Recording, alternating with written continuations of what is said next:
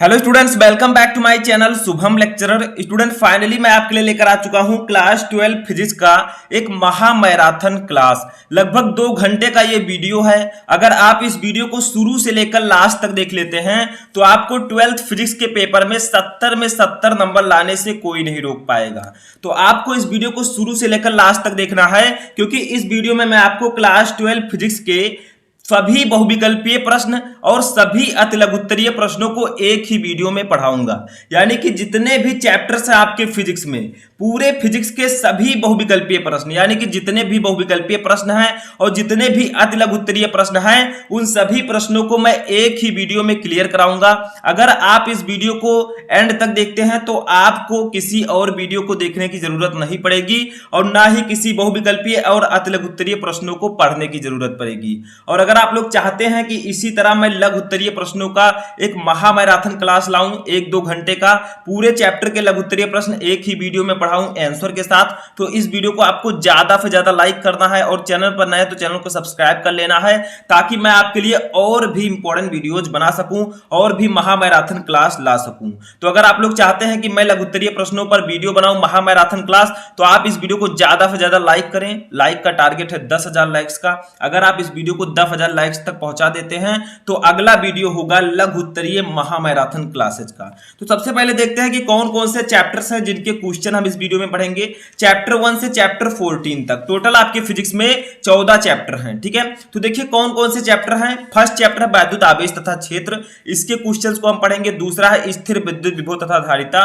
तीसरा है विद्युत धारा। चौथा है गतिमान आवेश और चुंबकत्व। पांचवा है चुंबकत्व एवं द्रव्य। छठवां है वैद्युत चुंबकीय प्रेरण। सातवां है प्रत्यावर्ती धारा।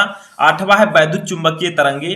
नौवां चैप्टर है किरण प्रकाशिकी एवं प्रकाशिकी यंत्र। यहां से हमारा सेकंड फिजिक्स स्टार्ट होता है। ठीक है, 10वां चैप्टर है तरंग प्रकाशिकी। 11वां है विकिरण तथा द्रव्य की द्वैत प्रकृति। 12वां चैप्टर है परमाणु। 13वां है नाभिक। और लास्ट और 14 नंबर चैप्टर है अर्धचालक, इलेक्ट्रॉनिकी, पदार्थ, युक्तियां तथा सरल परिपथ। तो आप लोग इस वीडियो को शुरू से लेकर लास्ट तक देखें। इन चैप्टर्स के जितने भी मोस्ट इंपॉर्टेंट ऑब्जेक्टिव क्वेश्चंस हैं, बहुविकल्पीय प्रश्न और अतिलघुत्तरीय प्रश्न, सब हम स्टेप बाय स्टेप पढ़ेंगे। तो चलिए स्टार्ट करते हैं। सबसे पहले हम अपने फर्स्ट चैप्टर से देखिए। फर्स्ट क्वेश्चन है वैद्युतशीलता एप्सिलॉन नॉट का एसआई मात्रक है। यानी कि वैद्युतशीलता जो एप्सिलॉन नॉट होता है, इसका एसआई मात्रक क्या होता है। फर्स्ट है कूलाम स्क्वायर प्रति न्यूटन मीटर स्क्वायर। सेकंड है न्यूटन मीटर स्क्वायर प्रति कूलाम स्क्वायर। थर्ड है न्यूटन प्रति कूलाम। फोर्थ है न्यूटन प्रति वोल्ट प्रति मीटर स्क्वायर। तो इसका राइट आंसर होगा ऑप्शन नंबर फर्स्ट। ठीक है, कूलाम स्क्वायर प्रति न्यूटन मीटर स्क्वायर। देखिए वैद्युतशीलता जो एप्सिलॉन नॉट होता है, इसका एसआई मात्रक कूलाम स्क्वायर प्रति न्यूटन मीटर स्क्वायर होता है। ठीक है, नेक्स्ट क्वेश्चन हमारा है कि वैद्युत क्षेत्र की तीव्रता का मात्रक है। विद्युत क्षेत्र की तीव्रता का मात्रक क्या होता है, तो आप लोग निकाल भी सकते हैं, बहुत ही इजी है। ठीक है, कैसे निकालेंगे देखिए। मैंने आपको बताया है वैद्युत क्षेत्र की तीव्रता को हम ई से डिनोट करते हैं। ई इक्वल टू होता है एफ अपान क्यू। ठीक है, एफ अपान क्यू नॉट। ठीक है, अब यहां देखिए F क्या है, बल है, बल का मात्रक न्यूटन। Q क्या है, आवेश, आवेश का मात्रक कूलाम। तो देखिए फर्स्ट है कूलाम प्रति न्यूटन, सेकंड है जूल प्रति न्यूटन, थर्ड है न्यूटन प्रति कूलाम, फोर्थ है न्यूटन प्रति मीटर। तो इसका राइट आंसर होगा ऑप्शन नंबर थर्ड, न्यूटन प्रति कूलाम। ठीक है, वैद्युत क्षेत्र की तीव्रता का मात्रक न्यूटन प्रति कूलाम होता है। नेक्स्ट क्वेश्चन हमारा है कि विद्युत फ्लक्स का मात्रक है। विद्युत फ्लक्स का मात्रक क्या होता है। फर्स्ट है न्यूटन प्रति कूलाम, सेकंड है वोल्ट मीटर, थर्ड है वोल्ट प्रति मीटर, फोर्थ है न्यूटन मीटर प्रति कूलाम। तो इसका राइट आंसर होगा option number second, volt meter. ठीक है, विद्युत फ्लक्स का मात्रक वोल्ट मीटर होता है, तो सेकंड वाला ऑप्शन आपका सही होगा। चलिए नेक्स्ट क्वेश्चन देखते हैं। तो नेक्स्ट क्वेश्चन हमारा है कि वैद्युत क्षेत्र ई वेक्टर में पी वेक्टर आघूर्ण वाले द्विध्रुव पर लगने वाला बल आघूर्ण होगा। यानी कि वैद्युत क्षेत्र ई वेक्टर में पी वेक्टर आघूर्ण वाले द्विध्रुव पर लगने वाला बल आघूर्ण क्या होगा। सही फॉर्मूला कौन सा होगा। फर्स्ट है P vector dot E vector, second है P vector cross E vector, third है शून्य, फोर्थ है E vector cross P vector. तो इसका राइट आंसर होगा option number second, P vector cross E vector. ठीक है, ये आपका होगा बल आघूर्ण का फॉर्मूला। नेक्स्ट क्वेश्चन हमारा इस चैप्टर से है 0 केल्विन ताप पर शुद्ध अर्धचालक है। यानी कि अगर शुद्ध अर्धचालक का ताप 0 केल्विन हो तो वो किस प्रकार व्यवहार करेगा। फर्स्ट है चालक, सेकंड है प्रतिरोधक, थर्ड है शक्ति स्रोत, फोर्थ है विद्युत रोधी। तो देखिए 0 केल्विन ताप पर शुद्ध अर्धचालक जो है वो विद्युत रोधी की भांति कार्य करेगा। तो फोर्थ ऑप्शन सही होगा। तो यहां पर 5 क्वेश्चन जो मैंने बताए ये आपके फर्स्ट चैप्टर से थे। अब हम देखेंगे अपने सेकंड चैप्टर के बहुविकल्पीय प्रश्न। ऐसे हम step by step chapter wise देखते हुए चलेंगे। देखिए हमारा नेक्स्ट क्वेश्चन है कि वैद्युत विभव का मात्रक है। देन नेक्स्ट चैप्टर हमारा स्थिर वैद्युत विभव तथा धारिता। ठीक है, तो फर्स्ट क्वेश्चन वैद्युत विभव का मात्रक क्या होता है। फर्स्ट है जूल प्रति कूलाम, सेकंड है जूल गुणे कूलाम, थर्ड है कूलाम प्रति जूल, फोर्थ है न्यूटन प्रति कूलाम। तो देखिए विद्युत विभव का फॉर्मूला मैंने आपको बताया था V equal to W upon Q। अब W है वर्क यानी कि कार्य का मात्रक जूल, Q है आवेश का मात्रक कूलाम। तो इसका राइट आंसर होगा जूल प्रति कूलाम, यानी कि फर्स्ट ऑप्शन आपका सही होगा। ठीक है, तो ये वैद्युत विभव का मात्रक होगा।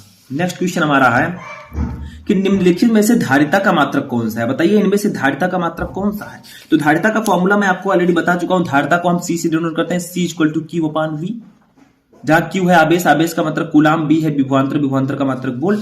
तो देखिए निम्नलिखित में से धारिता का मात्रक कौन सा है। फर्स्ट है कूलाम, सेकंड है एम्पियर, थर्ड है वोल्ट और फोर्थ है कूलाम प्रति वोल्ट। तो इसका राइट आंसर होगा कूलाम प्रति वोल्ट। ठीक है, नेक्स्ट क्वेश्चन हमारा है कि वायु में रखे 2 धनावेशों के मध्य परावैद्युत पदार्थ रख देने पर इनके बीच प्रतिकर्षण बल का मान, यानी कि वायु में रखे 2 धनावेशों के मध्य अगर हम परावैद्युत पदार्थ रख दें तो इनके बीच प्रतिकर्षण का मान में कौन सा परिवर्तन होगा। फर्स्ट है बढ़ जाएगा, सेकंड है घट जाएगा, थर्ड है वही रहेगा, फोर्थ है शून्य। तो इसका राइट आंसर होगा ऑप्शन नंबर सेकंड, घट जाएगा। ठीक है, वायु में रखे 2 धनावेशों के मध्य परावैद्युत पदार्थ रख देने पर इनके बीच प्रतिकर्षण बल का मान घट जाएगा। ठीक है, तो सेकंड ऑप्शन सही होगा। चलिए नेक्स्ट क्वेश्चन देखते हैं। अब देखिए 9 नंबर क्वेश्चन है कि 100 माइक्रोफैरड धारिता वाले संधारित्र को 10 वोल्ट तक आवेशित करने पर उसमें संचित ऊर्जा होगी।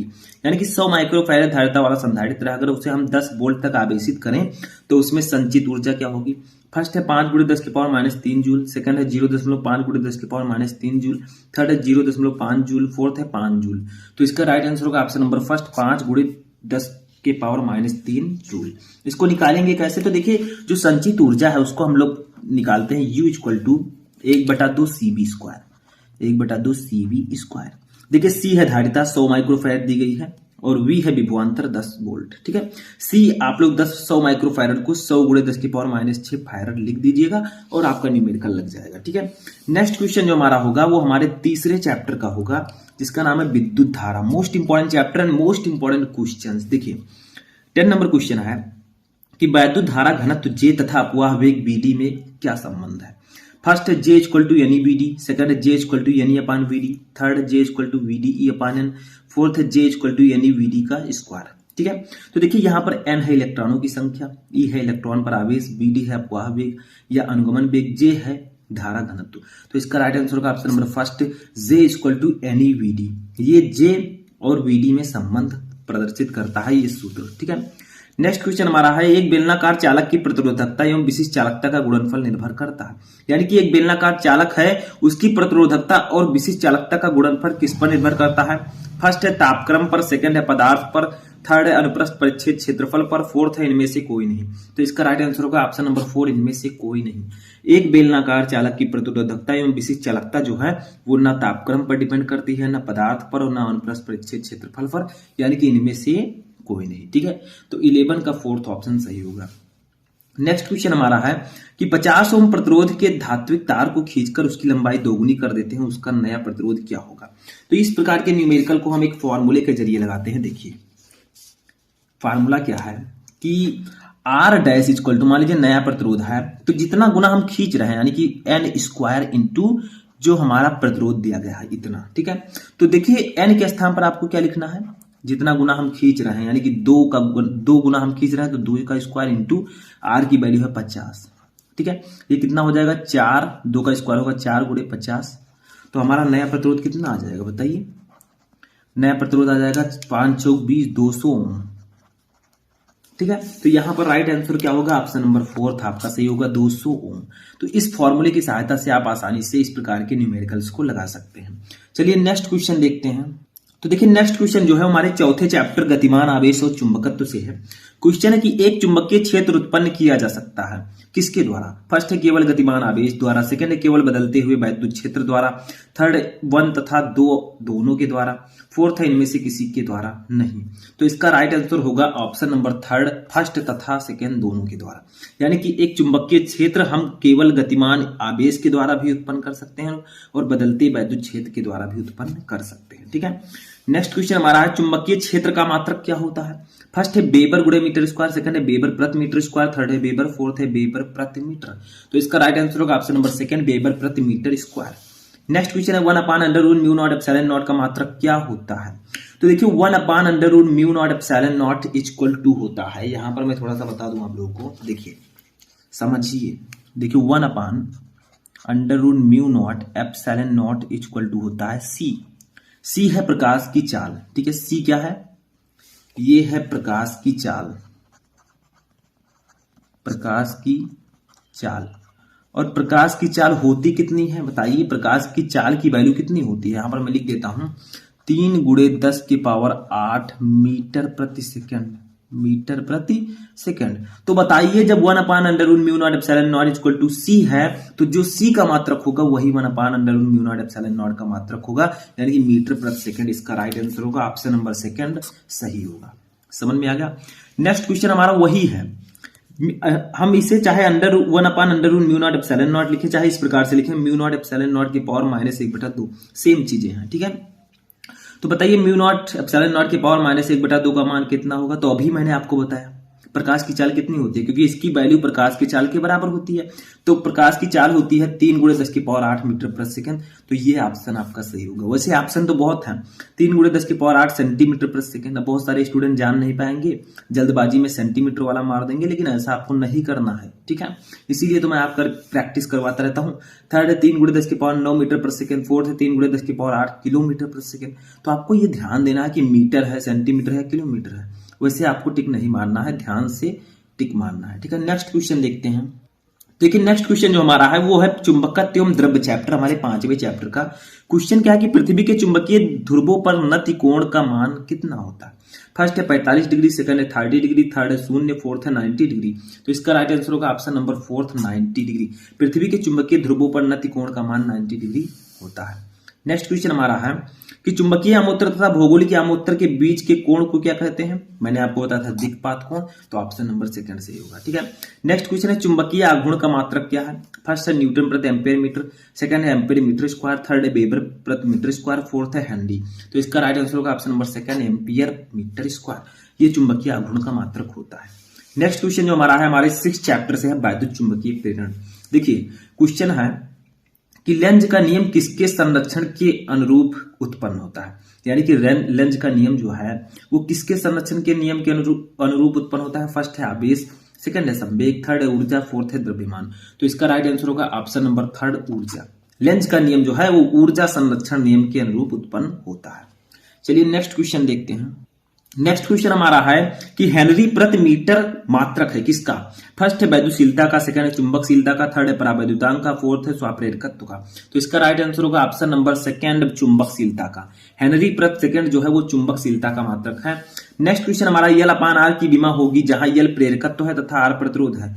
तो L/R की विमा कितनी होगी? फर्स्ट है M0 L0 T-1, सेकंड है M0 LT, थर्ड है M0 L0 T, फोर्थ है MLT -2। तो इसका राइट आंसर होगा option number third, M0 L0 T। ये होगा L/R की विमा। ठीक है, नेक्स्ट क्वेश्चन जो हमारा है वो हमारे 7वें चैप्टर प्रत्यावर्ती धारा से है।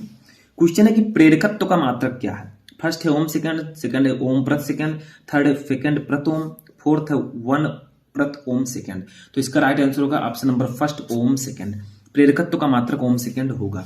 नेक्स्ट क्वेश्चन हमारा है अनुनाद की स्थिति में एलसी परिपथ की आवृत्ति है, यानी कि अनुनाद की स्थिति में एलसी परिपथ की आवृत्ति क्या होगी?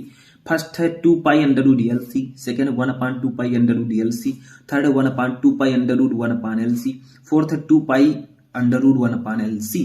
तो इसका राइट आंसर होगा ऑप्शन नंबर थर्ड, 1/2π√1/LC, जहां L है प्रेरकत्व, C है धारिता। समझ में आ गया? चलिए नेक्स्ट क्वेश्चन देखते हैं। तो देखिए जो हमारा नेक्स्ट क्वेश्चन है वो हमारा 8वें चैप्टर का क्वेश्चन है कि विद्युत चुंबकीय तरंगों की प्रकृति होती है। जो विद्युत चुंबकीय तरंगे होती है उनकी प्रकृति कैसी होती है। फर्स्ट है अनुप्रस्थ, सेकंड है अनुप्रस्थ तथा अनुदैर्ध्य दोनों, थर्ड अनुदैर्ध्य, फोर्थ है उपरोक्त में से कोई नहीं। तो इसका राइट आंसर होगा ऑप्शन नंबर फर्स्ट अनुप्रस्थ। विद्युत चुंबकीय तरंगे जो होती है वो अनुप्रस्थ प्रकृति की होती है। ठीक है, नेक्स्ट क्वेश्चन हमारा है कि निम्नलिखित में से कौन विद्युत चुंबकीय तरंगे नहीं है। इनमें से कौन सी तरंग है जो विद्युत चुंबकीय तरंग नहीं है। फर्स्ट है गामा किरणें, सेकंड है एक्स किरणें, थर्ड है अवरक्त किरणें, फोर्थ है बीटा किरणें। तो इसका राइट आंसर होगा ऑप्शन नंबर फोर्थ बीटा किरणें। बीटा किरणें जो होती हैं वो विद्युत चुंबकीय तरंगे नहीं होती। नेक्स्ट क्वेश्चन है सबसे अधिक आवृत्ति की तरंग है। सबसे अधिक आवृत्ति वाली तरंग कौन सी है। फर्स्ट है पराबैंगनी तरंगे, सेकंड है गामा तरंगे, फोर्थ है दृश्य प्रकाश तरंगे, फोर्थ है रेडियो तरंगे। तो इसका राइट आंसर होगा ऑप्शन नंबर सेकंड गामा तरंगे। सबसे अधिक आवृत्ति की तरंग इन चारों में से गामा तरंगे हैं। ठीक है, नेक्स्ट क्वेश्चन हमारा है कि जब कोई तरंग किसी माध्यम में प्रवेश करती है तो परिवर्तन नहीं होता। किसमें। जब कोई तरंग किसी माध्यम में प्रवेश करती है तो किसमें परिवर्तन नहीं होता। फर्स्ट है तरंग की आवृत्ति का, सेकंड है तरंग दैर्ध्य का, थर्ड तरंग के वेग का, फोर्थ है तरंग के आयाम का। तो इसका राइट आंसर होगा ऑप्शन नंबर फर्स्ट तरंग की आवृत्ति का। जब कोई तरंग किसी माध्यम में प्रवेश करती है तो तरंग की आवृत्ति में कोई परिवर्तन नहीं होता। नेक्स्ट क्वेश्चन देखते हैं। अब देखिए जो हमारा नेक्स्ट क्वेश्चन है वो हमारा सेकंड फिजिक्स का क्वेश्चन है। अभी तक मैंने फर्स्ट फिजिक्स की बात की, फिजिक्स फर्स्ट का। अब सेकंड फिजिक्स आता है किरण प्रकाशिकी एवं प्रकाशिकी केंद्र, जो कि हमारा 9 चैप्टर है। क्वेश्चन नंबर 29 है अपवर्तन की घटना में निम्न में से कौन सी राशि अपरिवर्तित रहती है। यानी कि जो अपवर्तन की घटना होती है उनमें कौन सी राशि अपरिवर्तित होती है, यानी कि किस राशि का मान नहीं बदलता। फर्स्ट है प्रकाश की चाल, सेकंड है प्रकाश की तीव्रता, थर्ड है प्रकाश की तरंगदैर्ध्य, फोर्थ है प्रकाश की आवृत्ति। तो इसका राइट आंसर होगा ऑप्शन नंबर फोर्थ प्रकाश की आवृत्ति। अपवर्तन की घटना में प्रकाश की आवृत्ति अपरिवर्तित रहती है, यानी कि इनमें कोई परिवर्तन नहीं होता। नेक्स्ट क्वेश्चन हमारा है उत्तल लेंस की फोकस दूरी अधिकतम है। किस प्रकाश के लिए, किस रंग के प्रकाश के लिए उत्तल लेंस की फोकस दूरी अधिकतम है इन चारों में से। फर्स्ट है नीले प्रकाश के लिए, सेकंड है हरे प्रकाश के लिए, थर्ड है पीले प्रकाश के लिए, फोर्थ है लाल प्रकाश के लिए। तो इसका राइट आंसर होगा ऑप्शन नंबर फोर्थ लाल प्रकाश के लिए। देखिए लाल प्रकाश के लिए उत्तल लेंस की फोकस दूरी अधिकतम होती है एफ। ठीक है, नेक्स्ट क्वेश्चन हमारा है कि वायु में प्रकाश की चाल 3 × 10⁸ मीटर प्रति सेकंड है। 1.5 अपवर्तनांक वाले कांच में प्रकाश की चाल कितनी होगी। तो सिंपली इसका आंसर हो जाएगा ऑप्शन नंबर सेकंड 2 × 10⁸ मीटर प्रति सेकंड। ठीक है, नेक्स्ट क्वेश्चन हमारा है प्रिज्म से गुजरने पर निम्नलिखित में से किस रंग के प्रकाश का विचलन अधिकतम होगा। बताइए जब प्रिज्म से इसमें से कौन सा रंग गुजरेगा और उसका विचलन अधिकतम होगा। फर्स्ट है लाल रंग, सेकंड है बैगनी रंग, थर्ड है नीला रंग, फोर्थ है हरा रंग। तो इसका राइट आंसर होगा ऑप्शन नंबर सेकंड बैगनी रंग।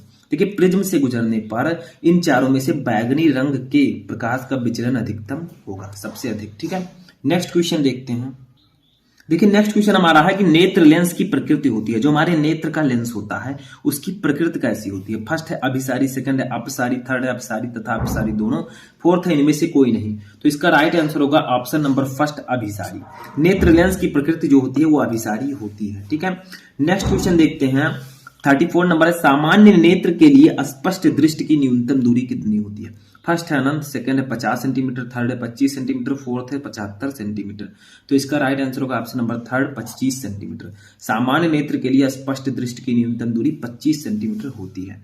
नेक्स्ट क्वेश्चन हमारा है एक प्रकाश किरण वायु से जल में प्रवेश करती है, निम्नलिखित में से कौन सा अपरिवर्तित रहेगा। यानी कि एक प्रकाश किरण है जो कि वायु से जल में प्रवेश कर रही है, तो बताइए इनमें से कौन सी राशि अपरिवर्तित रहेगी, यानी कि उसमें परिवर्तन नहीं होगा। फर्स्ट है वेग, सेकंड है आयाम, थर्ड है तरंगदैर्ध्य, फोर्थ है आवृत्ति। तो इसका राइट आंसर होगा ऑप्शन नंबर फोर्थ आवृत्ति। आवृत्ति में कोई परिवर्तन नहीं होगा। नेक्स्ट क्वेश्चन हमारा 10 नंबर चैप्टर से है तरंग प्रकाश की। ठीक है, क्वेश्चन है कि जब एक वर्णी प्रकाश निर्वात से किसी पारदर्शी माध्यम में प्रवेश करता है तो प्रकाश का कौन सा अभिलक्षण अपरिवर्तित रहता है। ठीक है, तो फर्स्ट है तीव्रता, सेकंड है चाल, थर्ड है आवृत्ति, फोर्थ है तरंगदैर्ध्य। तो इसका राइट आंसर होगा ऑप्शन नंबर थर्ड आवृत्ति। जो आवृत्ति है वो एक माध्यम से दूसरे माध्यम में अगर जा रही है तरंग तो उसका आवृत्ति परिवर्तित नहीं होगा, क्योंकि अभी हमने बहुविकल्पी प्रश्नों में कई जगह देखा कि आवृत्ति में कोई परिवर्तन नहीं होता। तो जब एक वर्णी प्रकाश निर्वात से किसी पारदर्शी माध्यम में प्रवेश करती है तो प्रकाश की आवृत्ति अपरिवर्तित रहती है। नेक्स्ट क्वेश्चन चलिए देखते हैं। देखिए नेक्स्ट क्वेश्चन हमारा है कि जल की सतह पर तेल की परत बिछी हुई है, पतली परत बिछी हुई है। सूर्य के प्रकाश में इस सतह पर सुंदर रंग दिखाई देने का कारण है। यानी कि जल की सतह पर तेल की पतली परत बिछी हुई हो तो सूर्य के प्रकाश में इस सतह पर सुंदर रंग किसके कारण दिखाई देता है? फर्स्ट है प्रकाश का उमड़ विक्षेपण, सेकंड है प्रकाश का ध्रुवण, थर्ड है प्रकाश के व्यतिकरण, फोर्थ है प्रकाश का विवर्तन। तो ऐसा प्रकाश के व्यतिकरण के कारण होता है। नेक्स्ट क्वेश्चन हमारा है कि निम्न में से किस रंग के प्रकाश का वेग जल में सबसे अधिक है? इनमें से किस रंग के प्रकाश का वेग जल में सबसे अधिक होगा? फर्स्ट है लाल, सेकंड है पीला, थर्ड है हरा, फोर्थ है बैगनी। तो इसका राइट आंसर होगा ऑप्शन नंबर फर्स्ट लाल। लाल रंग के प्रकाश का वेग जल में सबसे अधिक होगा। नेक्स्ट क्वेश्चन हमारा है डॉपलर प्रभाव निर्मित होता है यदि, यानी कि डॉपलर प्रभाव कब निर्मित होता है? कंडीशंस क्या है? फर्स्ट है स्रोत गतिशील हो, सेकंड है संसूचक गतिशील हो, थर्ड है 1 तथा 2 दोनों, फोर्थ है इनमें से कोई नहीं। तो इसका राइट आंसर होगा ऑप्शन नंबर थर्ड 1 तथा 2 दोनों। यानी कि डॉपलर प्रभाव तभी निर्मित होगा जब स्रोत गतिशील है और संसूचक भी गतिशील हो। नेक्स्ट क्वेश्चन जो हमारा है विकिरण तथा द्रव्य की द्वैत प्रकृति चैप्टर से है, जो कि हमारा 11 नंबर चैप्टर है। क्वेश्चन क्या है कि किसी गतिमान कण से संबंध डी ब्रॉगली तरंगदैर्घ्य की तरंग दैर्घ्य निर्भर करती है। यानी कि किसी गतिमान कण से संबंध डी ब्रॉगली तरंगदैर्घ्य की तरंग की तरंगदैर्घ्य किस पर निर्भर करती है? फर्स्ट है द्रव्यमान पर, सेकंड है आवेश पर, थर्ड है वेग पर, फोर्थ है संवेग पर। तो इसका राइट आंसर होगा ऑप्शन नंबर सेकंड आवेश पर। ठीक है, चलिए नेक्स्ट क्वेश्चन देखते हैं। नेक्स्ट क्वेश्चन हमारा है कि निम्नलिखित कण एक ही वेग से गतिमान है, अधिकतम डी ब्रॉगली तरंगदैर्घ्य वाला कण कौन सा है? यानी कि ये चारों कण एक ही वेग से गतिमान हो तो किसका डी ब्रॉगली तरंगदैर्घ्य अधिकतम होगा? फर्स्ट है इलेक्ट्रॉन, सेकंड है प्रोटॉन, थर्ड है न्यूट्रॉन, फोर्थ है अल्फा कण। तो इसका राइट आंसर होगा ऑप्शन नंबर फर्स्ट इलेक्ट्रॉन। ठीक है, इलेक्ट्रॉन आपका राइट आंसर होगा। नेक्स्ट क्वेश्चन देखते हैं। यदि किसी कण का संवेग 2 गुना कर दिया जाए तो डी ब्रॉगली तरंगदैर्घ्य होगी कितनी गुनी? फर्स्ट है अपरिवर्तित, सेकंड है 4 गुनी, थर्ड है 2 गुनी, फोर्थ है आधी। तो इसका राइट आंसर होगा ऑप्शन नंबर फोर्थ आधी। यदि किसी कण का संवेग 2 गुना कर दें तो डी ब्रॉगली तरंगदैर्घ्य आधी हो जाएगी। ठीक है, नेक्स्ट क्वेश्चन हमारा है कि लैम्डा तरंगदैर्घ्य के फोटॉन की ऊर्जा का सूत्र क्या है? फर्स्ट है एच लैम्डा, सेकंड है एच अपान लैम्डा, थर्ड है लैम्डा अपान एच, और फोर्थ है एच लैम्डा अपान सी। तो इसका राइट आंसर होगा option number second H C upon lambda. ठीक है, लैम्डा तरंगदैर्घ्य की फोटॉन की ऊर्जा जो होगी वो एच सी अपान लैम्डा होगी, जहां एच है प्लांक नियतांक, सी है प्रकाश की चाल, लैम्डा है तरंगदैर्घ्य। नेक्स्ट क्वेश्चन हमारा जो होगा वो हमारे 12 चैप्टर से होगा, जिसका नाम है परमाणु, एटम। ठीक है, क्वेश्चन है कि एक हाइड्रोजन परमाणु को आयनित करने के लिए आवश्यक न्यूनतम ऊर्जा है। यानी कि अगर आपको एक हाइड्रोजन परमाणु को आयनित करना है तो आवश्यक ऊर्जा कितनी होनी चाहिए? फर्स्ट है 13.6 इलेक्ट्रॉन वोल्ट से अधिक, फोर्थ है 13.6 इलेक्ट्रॉन वोल्ट, थर्ड है 10.2 इलेक्ट्रॉन वोल्ट, फोर्थ है 3.4 इलेक्ट्रॉन वोल्ट। तो इसका राइट आंसर होगा option number second 13.6 electron volt. यानी कि अगर एक हाइड्रोजन परमाणु को आयनित करना है तो 13.6 इलेक्ट्रॉन वोल्ट ऊर्जा लगेगी। ठीक है, चलिए नेक्स्ट क्वेश्चन देखते हैं। नेक्स्ट क्वेश्चन हमारा है कि हाइड्रोजन परमाणु की आयनन ऊर्जा का मान होता है। हाइड्रोजन परमाणु की आयनन ऊर्जा का मान कितना होता है? फर्स्ट है 13.6 इलेक्ट्रॉन वोल्ट, सेकंड है -13.6 इलेक्ट्रॉन वोल्ट, थर्ड है 13.6 जूल, फोर्थ है 0। तो इसका राइट आंसर होगा ऑप्शन नंबर थर्ड 13.6 जूल। ठीक है, यानी कि हाइड्रोजन परमाणु की आयनन ऊर्जा का मान 13.6 जूल होता है। ठीक है, ना कि इलेक्ट्रॉन वोल्ट। तो ये आपका राइट आंसर होगा। नेक्स्ट क्वेश्चन हमारा है जो कि हमारे 13 चैप्टर से होगा। क्वेश्चन है कि एक एएमयू के तुल्य ऊर्जा है, यानी कि एक एटॉमिक मास यूनिट के बराबर ऊर्जा कौन सी है? फर्स्ट है 190 MeV यानी कि mega electron volt, third second है 139 MeV, थर्ड है 913 MeV, फोर्थ है 931 MeV। तो एक एएमयू इक्वल टू 931 MeV यानी कि एक एएमयू, ठीक है, एक atomic mass unit equal to 931 mega electron volt. ठीक है, MeV। तो एक एएमयू बराबर 931 MeV। ठीक है, नेक्स्ट क्वेश्चन हमारा है दो परमाणुओं के परमाणु क्रमांक समान परंतु परमाणु भार भिन्न है वो होंगे। यानी कि दो परमाणु हैं जिनके परमाणु क्रमांक समान परंतु परमाणु द्रव्यमान भिन्न हो, वो क्या कहलाएंगे? फर्स्ट है समस्थानिक, सेकंड है समभारिक, थर्ड है समन्यूट्रॉनिक, फोर्थ है इनमें से कोई नहीं। तो इसका राइट आंसर होगा ऑप्शन नंबर फर्स्ट समस्थानिक। ठीक है, दो परमाणुओं के परमाणु क्रमांक समान परंतु परमाणु भार भिन्न हो तो वो समस्थानिक कहलाएंगे। नेक्स्ट क्वेश्चन हमारा है कि सूर्य की विकिरण ऊर्जा का स्रोत है। सूर्य की विकिरण ऊर्जा का स्रोत क्या है? फर्स्ट है नाभिकीय विखंडन, सेकंड है प्रकाश वैद्युत प्रभाव, थर्ड है साइक्लोट्रॉन, फोर्थ नाभिकीय संलयन। तो सूर्य की विकिरण ऊर्जा का स्रोत नाभिकीय संलयन है, ऑप्शन नंबर फोर्थ सही होगा। ठीक है, चलिए नेक्स्ट क्वेश्चन देखते हैं।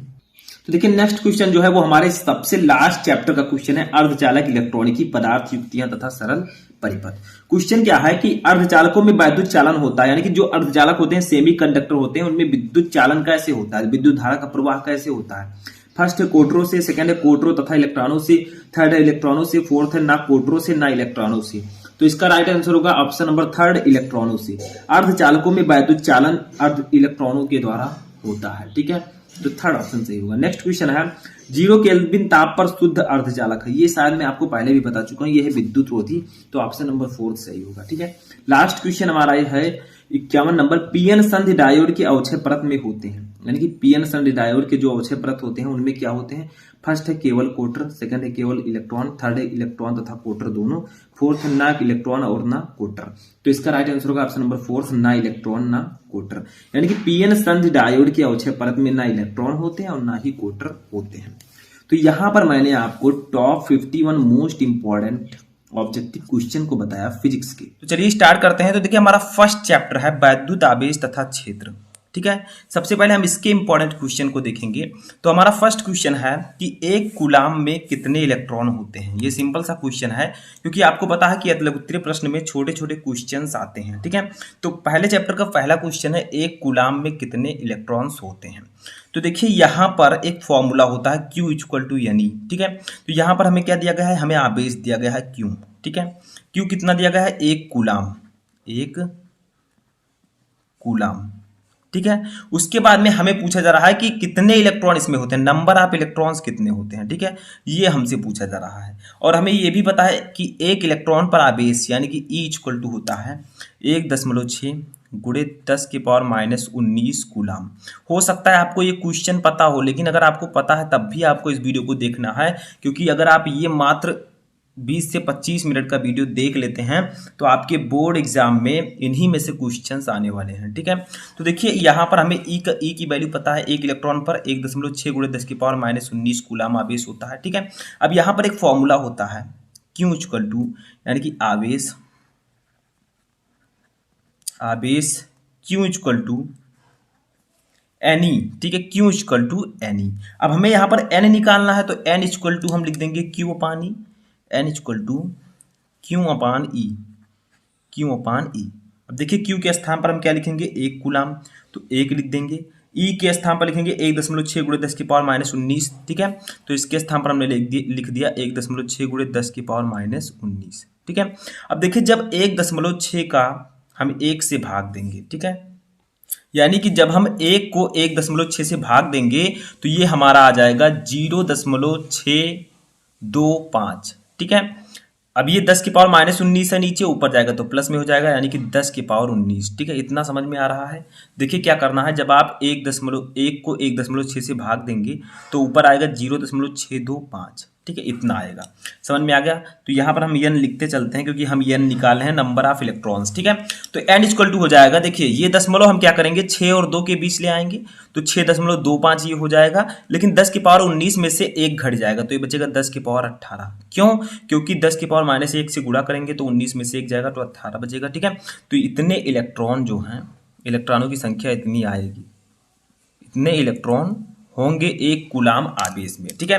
तो यही आपका नंबर ऑफ इलेक्ट्रॉन होगा और यही आपका आंसर हो जाएगा, ठीक है। समझ में आ गया फर्स्ट क्वेश्चन। ये तो एक सिंपल सा क्वेश्चन था। अब हम धीरे धीरे और भी इंपॉर्टेंट क्वेश्चन जो थोड़े हार्ड हैं उनको भी देखेंगे, बस आपको इस वीडियो को ध्यान से देखना है, ठीक है। चलिए नेक्स्ट क्वेश्चन देखते हैं।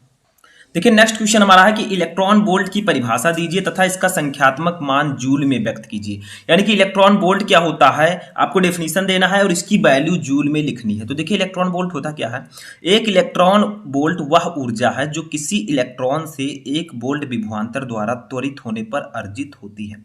यानी कि एक इलेक्ट्रॉन वोल्ट वह ऊर्जा है जो किसी भी इलेक्ट्रॉन से 1 वोल्ट विभवांतर द्वारा त्वरित होने पर प्राप्त होती है। और एक इलेक्ट्रॉन वोल्ट की वैल्यू कितनी होती है, तो सिंपल है, एक इलेक्ट्रॉन वोल्ट इक्वल टू एक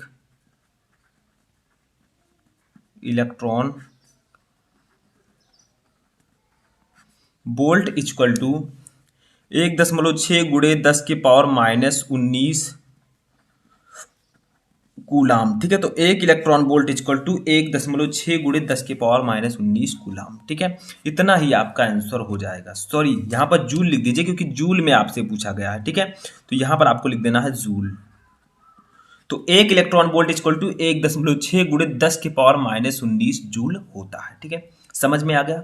इतने ही वैल्यू होगी इलेक्ट्रॉन वोल्ट की। डेफिनेशन भी मैंने आपको बताया। अब चलिए नेक्स्ट क्वेश्चन देखते हैं। नेक्स्ट क्वेश्चन है कि वैद्युत क्षेत्र की तीव्रता की परिभाषा तथा इसका मात्रक लिखिए, यानी कि what is intensity of electric field, यानी कि वैद्युत क्षेत्र की तीव्रता क्या होती है। ठीक है, उसकी परिभाषा और उसका मात्रक लिखना है। तो देखिए सिंपल है, वैद्युत क्षेत्र में किसी बिंदु पर रखे परीक्षण आवेश पर लगने वाले बल तथा परीक्षण आवेश के मान की निष्पत्ति को उस बिंदु पर वैद्युत क्षेत्र की तीव्रता ई कहते हैं।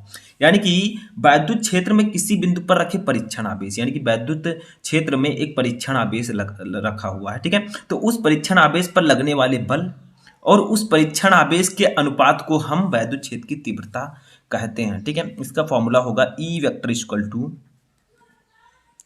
ठीक है, एफ वेक्टर यानी कि परीक्षण आवेश पर लगने वाले बल अपान परीक्षण आवेश यानी कि क्यू नॉट। ठीक है, यही फॉर्मूला हो जाएगा हमारा विद्युत क्षेत्र की तीव्रता का, E equal to F upon Q naught, जहां एफ है परीक्षण आवेश पर लगने वाला बल और क्यू नॉट है परीक्षण आवेश। परीक्षण आवेश क्या होता है?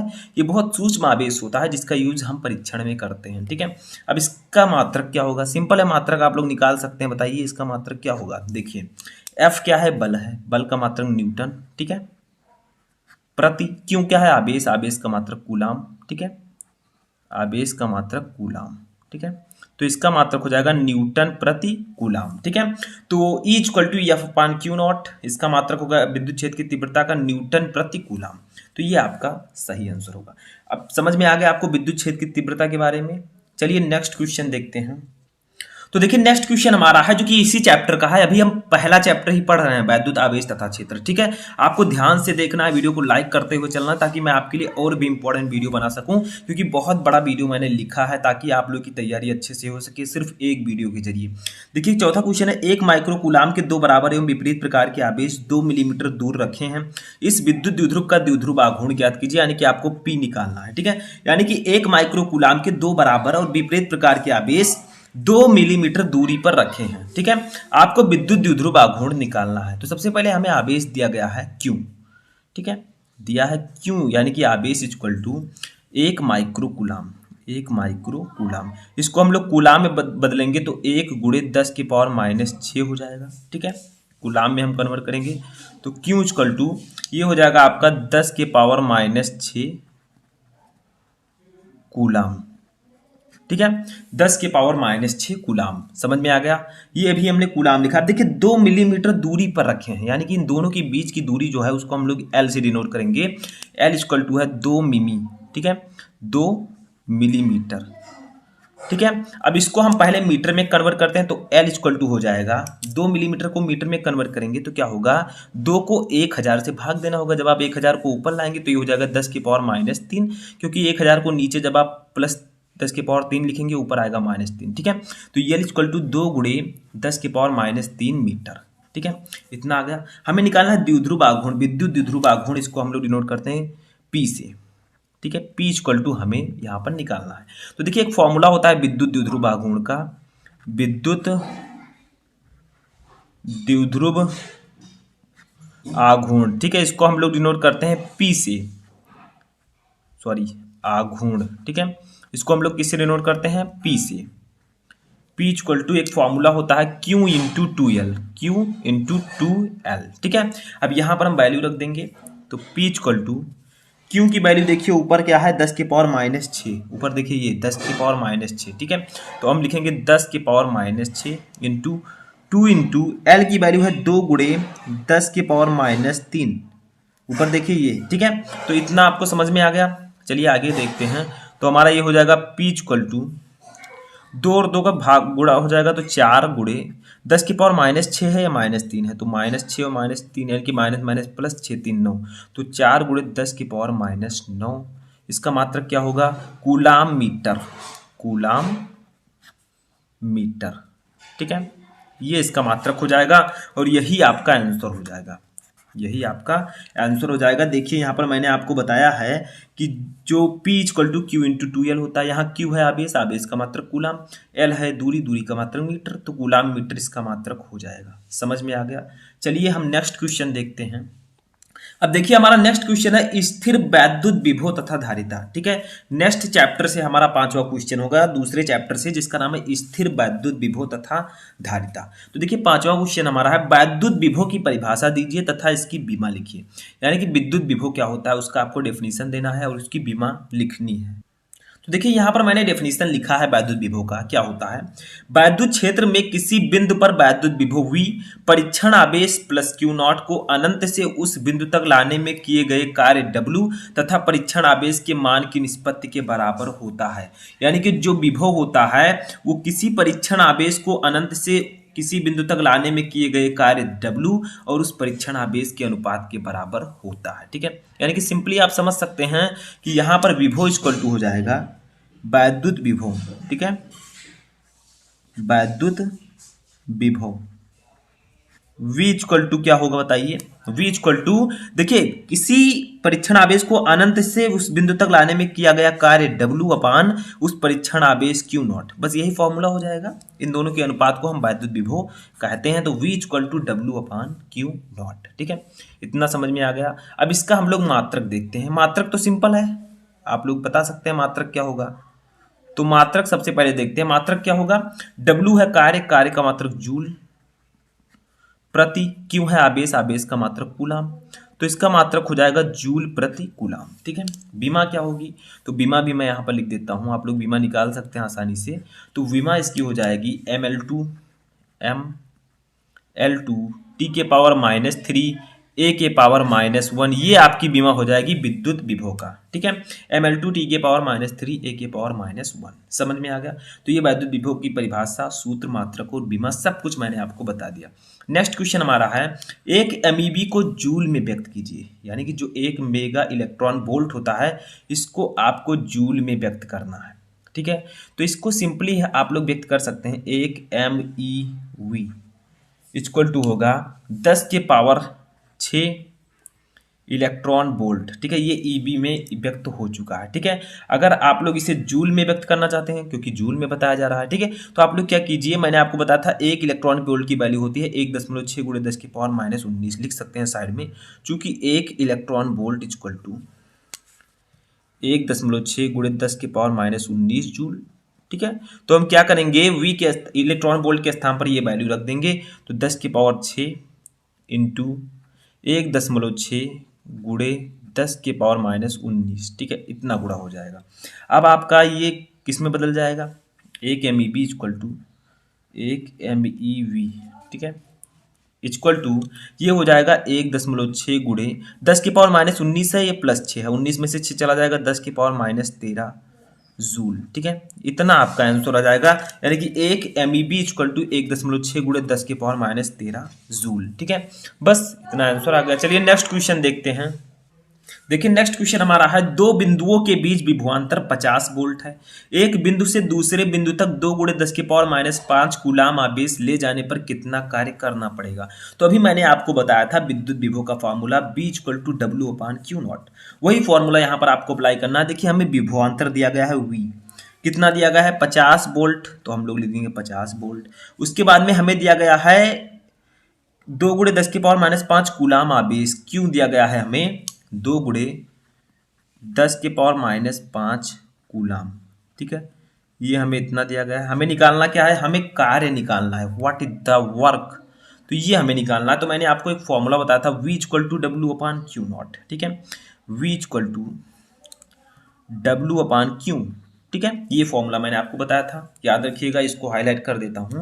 तो ये फॉर्मूला आप लोग याद रखिएगा। यहाँ से हम W अगर निकालना चाहते हैं तो क्या करेंगे, W इक्वल टू अगर निकालेंगे तो V और Q का गुणा हो जाएगा, तो V इंटू Q। ठीक है, अब यहाँ पर रख देंगे हम W इक्वल टू, V की वैल्यू ऊपर है 50 वोल्ट, तो 50 लिखेंगे। Q की वैल्यू है 2 × 10 की पावर -5, तो 2 × 10 की पावर -5 लिखेंगे। ठीक है, बस इसी को सॉल्व कर लेंगे। तो W इक्वल टू हो जाएगा 50 का 2 से गुणा होगा तो ये 100 हो जाएगा। ठीक है, कितना हो जाएगा 100 गुणे 10 की पावर -5। इसको थोड़ा और अच्छे से लिखते हैं। 100 को हम लिख सकते हैं 10 की पावर 2 इंटू 10 की पावर -5। अब सिंपल है, क्या करना है आपको ये समझिए यहाँ पर, ठीक है। तो W इक्वल टू 10 की पावर -5 है, ये 2 है तो 5 में से 2 घट जाएगा तो 10 की पावर -3 जूल। बस यही आपका कार्य, यही आंसर आपका आ जाएगा, ठीक है। तो W इक्वल टू 10 की पावर -3 जूल, यही आंसर हो जाएगा, ठीक है। समझ में आ गया। नेक्स्ट क्वेश्चन देखते हैं। ये आपको डेफिनेशन याद रखना है। देखिए समविभव पृष्ठ से क्या तात्पर्य है, व्हाट इज इक्विपोटेंशियल सरफेस। तो देखिए इसका डेफिनेशन समझते हैं। किसी वैद्युत क्षेत्र में खींचा गया वह पृष्ठ जिस पर स्थित सभी बिंदुओं पर वैद्युत विभव बराबर हो, समविभव पृष्ठ कहलाता है। यानी कि किसी वैद्युत क्षेत्र में खींचा गया एक ऐसा पृष्ठ जिसके सभी बिंदुओं पर वैद्युत विभव बराबर हो, वो आपका समविभव पृष्ठ कहलाता है, यानी कि इक्विपोटेंशियल सरफेस कहलाता है।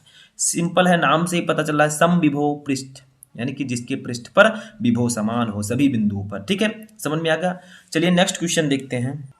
देखिए नेक्स्ट क्वेश्चन है कि संधारित्र की धारिता की परिभाषा दीजिए। हमारा जो 9 नंबर क्वेश्चन है ये भी हमारे दूसरे चैप्टर से ही है, क्योंकि जो फर्स्ट सेकंड चैप्टर और थर्ड चैप्टर है ये आपके बोर्ड एग्जाम के लिए मोस्ट इंपॉर्टेंट है।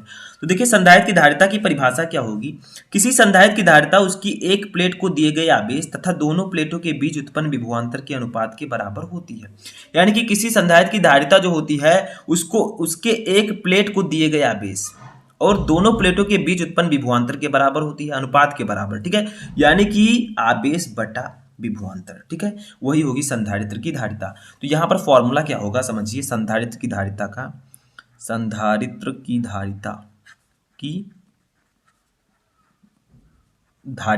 ठीक है, इसको हम लोग डिनोट करते हैं C से। C इक्वल टू फॉर्मूला हो जाएगा Q अपान V, ठीक है। क्यों? क्योंकि क्या कहा गया, किसी संधारित्र की धारिता उसकी एक प्लेट को दिए गए आवेश, यानी कि उसकी एक प्लेट को कितना आवेश दिया गया है और दोनों प्लेटों के बीच उत्पन्न विभवांतर के अनुपात के बराबर होता है, यही आपकी धारिता हो जाएगी, ठीक है। समझ में आ गया। इसका मात्रक अगर देखें तो सिंपली आप लोग लिख सकते हैं, मात्रक भी मैं बता देता हूं ताकि आपको दिक्कत ना हो। देखिए मात्रक लिखना चाहे तो ये हो जाएगा आवेश, क्या है आवेश का मात्रक कूलाम, ठीक है, कूलाम प्रति। वी है विभवांतर, विभवांतर का मात्रक वोल्ट, तो इसका मात्रक हो जाएगा कूलाम प्रति वोल्ट। या आप इसी को एक और मात्रक लिख सकते हैं धारिता का फैरड, धारिता का मात्रक फैरड, ठीक है। तो C equal to Q upon V, धारिता का मात्रक कूलाम प्रति वोल्ट या फैरड, ठीक है। नेक्स्ट क्वेश्चन देखते हैं। देखिए बहुत ही सिंपल सा क्वेश्चन है। दो संधारित्र जिनकी धारिताएं क्रमशः 20 माइक्रोफैरड तथा 30 माइक्रोफैरड हैं, श्रेणी क्रम में जुड़े हैं, उनकी तुल्य धारिता ज्ञात कीजिए। यानी कि दो संधारित्र हैं जिनकी धारिता एक की 20 माइक्रोफैरड एक की 30 माइक्रोफैरड है, वो श्रेणी क्रम में जुड़े हैं तो उनकी तुल्य धारिता क्या होगी। तो मान लीजिए पहला संधारित्र है C1, ठीक है, दूसरा संधारित्र है C2। तो C1 की वैल्यू है 20 माइक्रोफैरड, C2 की वैल्यू है 30 माइक्रोफैरड। अब आपको निकालनी है तुल्य धारिता, ठीक है। तो श्रेणी किस क्रम में है, श्रेणी क्रम में जुड़े हैं, ठीक है। तो आप लिखेंगे श्रेणी क्रम में जुड़े, श्रेणी क्रम में जुड़े संधारित्र की धारिता, संधारित्र की धारिता, इसका एक फॉर्मूला होता है 1/C equal to 1/C1 plus 1/C2। अगर 3 संधारित्र होते तो C3 भी हम लिख देते, ठीक है, 1/C2। समझ में आ रहा है, बहुत ही सिंपल है, ये श्रेणी क्रम में संधारित्र की धारिता का फॉर्मूला है। तो 1/C इक्वल टू 1/C1 की वैल्यू है 20, C2 की वैल्यू है 30, ठीक है। इसी को थोड़ा सा हम सॉल्व करेंगे यहाँ पर साइड में। देखिए 30 और 20 का एलसीएम हो जाएगा 60 लासा, ठीक है। 20 3 7 3 कम 3, 30 दूना 7 2 कम 2, ठीक है। ये आपका कितना हो जाएगा 1/C इक्वल टू 5/60, ठीक है। अगर हम C इक्वल टू यहाँ लिखें, आप कैची गुणा करेंगे तो C इक्वल टू आएगा 60/5, ठीक है। जैसे हमने 1 को नीचे कर दिया, C को ऊपर ले आया, वैसे आप 60 को ऊपर ले जाइए, 5 को नीचे कर दीजिए, कट जाएगा 12 आ जाएगा, ठीक है, 12 पंचे 60। तो C इक्वल टू हो जाएगा 12 माइक्रोफैरड, ठीक है। ये आपका आंसर हो जाएगा। जो संधारित्र की धारिता आई श्रेणी क्रम में वो आ गई 12 माइक्रोफैरड। समझ में आ गया, बहुत ही सिंपल सा ये न्यूमेरिकल है। सिर्फ आपको इस फॉर्मूले को याद रखना है कि श्रेणी क्रम में संधारित्र की धारिता का फॉर्मूला इस प्रकार से होगा। यही समांतर क्रम में होता तो C equal to C1 plus C2 हो जाता, ठीक है। चलिए नेक्स्ट क्वेश्चन देखते हैं। तो देखिए नेक्स्ट क्वेश्चन भी हमारा इसी चैप्टर से है। क्वेश्चन क्या है कि एक 10 माइक्रोफैरेड के संधारित्र का विभवांतर 100 वोल्ट से 200 वोल्ट कर देने पर उसकी ऊर्जा में परिवर्तन ज्ञात कीजिए। यानी कि एक 10 माइक्रोफैरेड के संधारित्र का विभवांतर 100 वोल्ट से 200 वोल्ट किया जा रहा है, तो उसकी ऊर्जा में क्या परिवर्तन होगा। ठीक है, तो हम लोग क्या करेंगे, हम लिखेंगे सबसे पहले हमें धारिता दी गई है, तो संधारित्र की धारिता को हम सी से प्रदर्शित करते हैं। सी इक्वल टू दिया गया है 10 माइक्रोफैरेड। ठीक है, इसको फैरेड में कन्वर्ट करेंगे तो सी इक्वल टू हो जाएगा 10 गुणे 10 के पावर -6। ठीक है, 10 गुणे 10 के पावर -6 हो जाएगा। ये समझ में आ रहा है, फैरेड।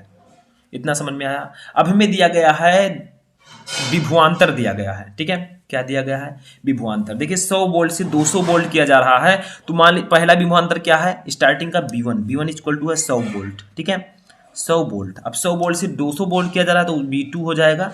V2 इक्वल टू है 200 वोल्ट, 200 वोल्ट। ठीक है, अब यहाँ पर आपको क्या करना है, इसकी ऊर्जा में परिवर्तन निकालना है, यानी कि ऊर्जा में कितनी परिवर्तन होगा, तो डेल यू हमें निकालना है। ठीक है, तो एक फॉर्मूला होता है del U equal to delta U equal to 1/2 C. अब V2 स्क्वायर, यानी कि जो विभवांतर में परिवर्तन होने के बाद 100 से 200 वोल्ट किया गया, तो पहले V2 स्क्वायर लिखा जाएगा माइनस V1 स्क्वायर। ठीक है, V1 स्क्वायर, बस इसी पर हम फार्मूला लगा देंगे।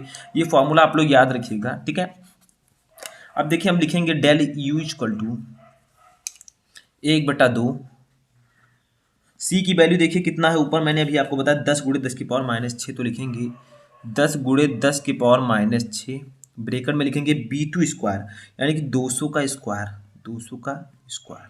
ठीक है, माइनस V1 स्क्वायर, यानी कि 100 का स्क्वायर। ठीक है, समझ में आ रहा है, बहुत ही सिंपल है, समझिए सिर्फ आप। तो डेल्टा यू इक्वल टू हो जाएगा, चलिए इसको कट कर देते हैं, 2 पंचे 10। ठीक है, तो ये हो जाएगा 5 गुणे 10 की पावर -6 इंटू 200 का, सॉरी ब्रेकेट में हम कर देते हैं, 200 का स्क्वायर करेंगे तो बताइए कितना आएगा, 40,000, माइनस 100 का स्क्वायर करेंगे 10,000। ठीक है, इतना आ जाएगा। बस इसी को अब हम सॉल्व कर लेंगे, तो हो जाएगा डेल यू इक्वल टू 5 गुणे 10 की पावर -6 इंटू 40,000, ये 10,000, जब 40,000 में से 10,000 जाएगा तो बचेगा 30,000।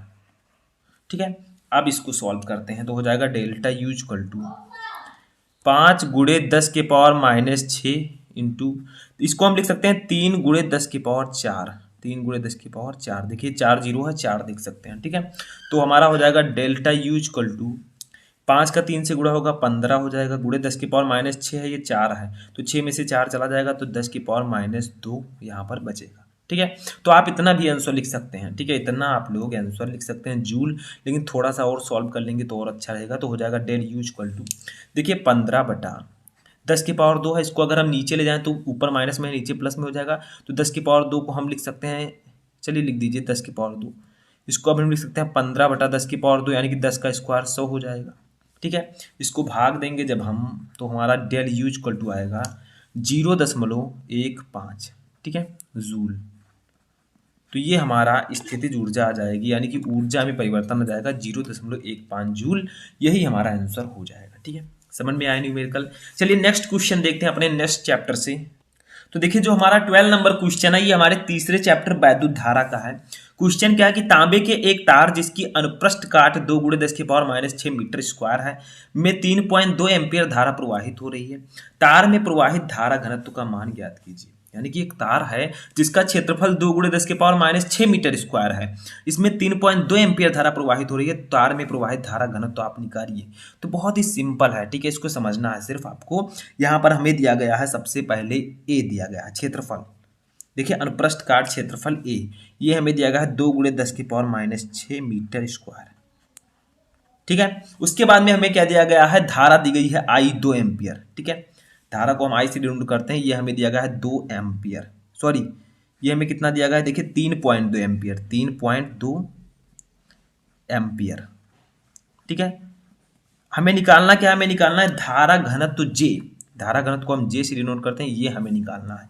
तो एक फॉर्मूला होता है धारा घनत्व का, याद रखिएगा, धारा घनत्व, इसको हम लोग डिनोट करते हैं J से। J इक्वल टू होता है I/A, I/A। ठीक है, अब यहाँ पर हम वैल्यू रख देंगे, तो J इक्वल टू हो जाएगा आई की वैल्यू है 3.2, ए की वैल्यू है 2 × 10⁻⁻6, ठीक है। कट कर दीजिए, 1.6 आ जाएगा, ठीक है। तो हम इसको अब सॉल्व कर चुके हैं। हमारा जे जो आएगा वो आ जाएगा 1.6 × 10⁻⁻6, नीचे ऊपर जाएगा प्लस में हो जाएगा, तो 10⁻6। जे का मात्रक होगा ampere metre square, ampere metre square, ठीक है। बस यही हमारा आंसर आ जाएगा। धारा घनत्व की वैल्यू यही हमारी हो जाएगी। और इसका मात्रक एम्पियर मीटर स्क्वायर क्यों है? क्योंकि J = I/A, आई है धारा का मात्रक एम्पियर, ये है क्षेत्रफल का मात्रक मीटर स्क्वायर, तो इसीलिए J का मात्रक होगा एम्पियर मीटर स्क्वायर, ठीक है। एम्पियर प्रति मीटर स्क्वायर लिख दीजिए, क्योंकि ये अपान में है तो एम्पियर प्रति मीटर स्क्वायर, ठीक है। चलिए नेक्स्ट क्वेश्चन देखते हैं। तो देखिए नेक्स्ट क्वेश्चन हमारा है कि विशिष्ट प्रतिरोध का मात्रक एवं बीमा लिखिए, ठीक है। यानी कि विशिष्ट प्रतिरोध का मात्रक और बीमा बताइए। तो देखिए इसका मात्रक क्या होगा? मात्रक, इसका मात्रक हो जाएगा ओम मीटर, ओम मीटर, ठीक है। या लिख सकते हैं ओम सेंटीमीटर, ओम सेंटीमीटर, ठीक है। अब बहुत ही इजी है। आप लोग सोचेंगे ओम मीटर कैसे आपने लिख दिया, तो देखिए विशिष्ट प्रतिरोध को हम लोग रो से डिनोट करते हैं। रो = RA/L, RA/L, ठीक है। अब देखिए R का मात्रक क्या होगा? प्रतिरोध का मात्रक क्या होता है? ओम, तो हम ओम लिखेंगे, ठीक है। उसके बाद में A है मीटर स्क्वायर, ए है क्षेत्रफल का मात्रक मीटर स्क्वायर, एल है लंबाई का मात्रक मीटर, ठीक है, मीटर। अब इस मीटर से स्क्वायर कट जाएगा, बचा क्या? ओम मीटर, तो वही मैंने यहां पर लिखा ओम मीटर, ठीक है। और इसकी बीमा क्या होगी?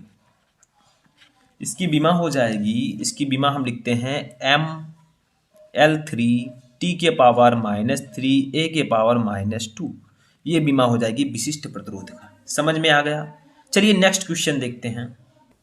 देखिए नेक्स्ट क्वेश्चन हमारा है कि सेल के आंतरिक प्रतिरोध से आप क्या समझते हैं? सेल का आंतरिक प्रतिरोध क्या होता है? तो इसका डेफिनेशन आपको याद करना होगा। देखिए जब किसी सेल की प्लेटों को तार द्वारा जोड़ देते हैं तो तार में वैद्युत धारा सेल की धन प्लेट से ऋण प्लेट की ओर तथा सेल के भीतर उसके घोल में ऋण प्लेट से धन प्लेट की ओर बहती है।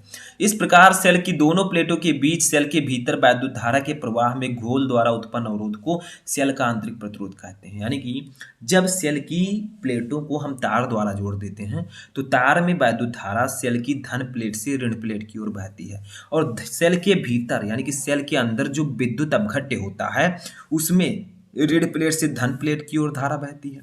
इस प्रकार सेल की दोनों प्लेटों के बीच सेल के भीतर वैद्युत धारा के प्रवाह में, ठीक है, यानी कि सेल की दोनों प्लेटों के बीच वैद्युत धारा के प्रवाह में घोल द्वारा जो अवरोध उत्पन्न होता है उसी को हम सेल का आंतरिक प्रतिरोध कहते हैं। घोल द्वारा अवरोध का मतलब घोल द्वारा रुकावट उत्पन्न होता है वैद्युत धारा के प्रवाह में, उसी को हम सेल का आंतरिक प्रतिरोध कहते हैं। समझ में आ गया? नेक्स्ट क्वेश्चन देखते हैं। नेक्स्ट क्वेश्चन हमारा है कि किरचॉफ का धारा नियम लिखिए, ठीक है। बहुत ही इंपॉर्टेंट क्वेश्चन है। जो किरचॉफ का पहला नियम है उसी को यहाँ पर लिखना है। देखिए किसी दिष्ट धारा वैद्युत परिपथ की किसी संधि पर मिलने वाली समस्त धाराओं का बीजगणितीय योग शून्य होता है। यानी कि किरचॉफ का जो धारा नियम है, किसी दिष्ट धारा वैद्युत परिपथ की किसी संधि पर मिलने वाली समस्त धाराओं का बीजगणितीय योग जो होता है वो शून्य होता है। यानी कि सिग्मा I = धारा = 0, ठीक है। ये बीजगणितीय योग का साइन है, ठीक है।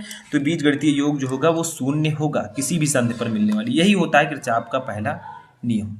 चलिए नेक्स्ट क्वेश्चन देखते हैं। तो देखिए जो हमारा नेक्स्ट क्वेश्चन है ये हमारे चौथे चैप्टर से है, गतिमान आवेश और चुंबकत्व। क्वेश्चन क्या है 16 नंबर कि लॉरेंस बल क्या है? What is Lawrence force? तो देखिए लॉरेंस बल होता क्या है? चुंबकीय क्षेत्र में गतिमान आवेश पर लगने वाले चुंबकीय बल को लॉरेंज बल कहते हैं। यानी कि जब कोई इलेक्ट्रॉन किसी चुंबकीय क्षेत्र में गति करता है तो उस पर एक बल कार्य करता है जिसको हम लॉरेंज बल कहते हैं। या आप कह सकते हैं कि चुंबकीय क्षेत्र में गतिमान आवेश या इलेक्ट्रॉन पर लगने वाले चुंबकीय बल को हम लॉरेंज बल कहते हैं, ठीक है। अब लॉरेंज बल आप लोग इसका डेफिनेशन कैसे लिखेंगे, इसका फॉर्मूला कैसे लिखेंगे, तो उसको भी जान लेते हैं, ठीक है। तो यदि कोई आवेश को हम लोग डिनोट करते हैं, आवेश लिख दीजिए, ठीक है। यदि कोई आवेश क्यों, ठीक है, आवेश क्यों विवेग से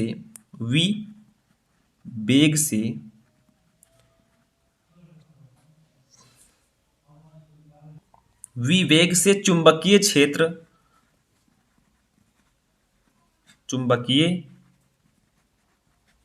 की दिशा से थीटा कोण पर गति करे तो उस पर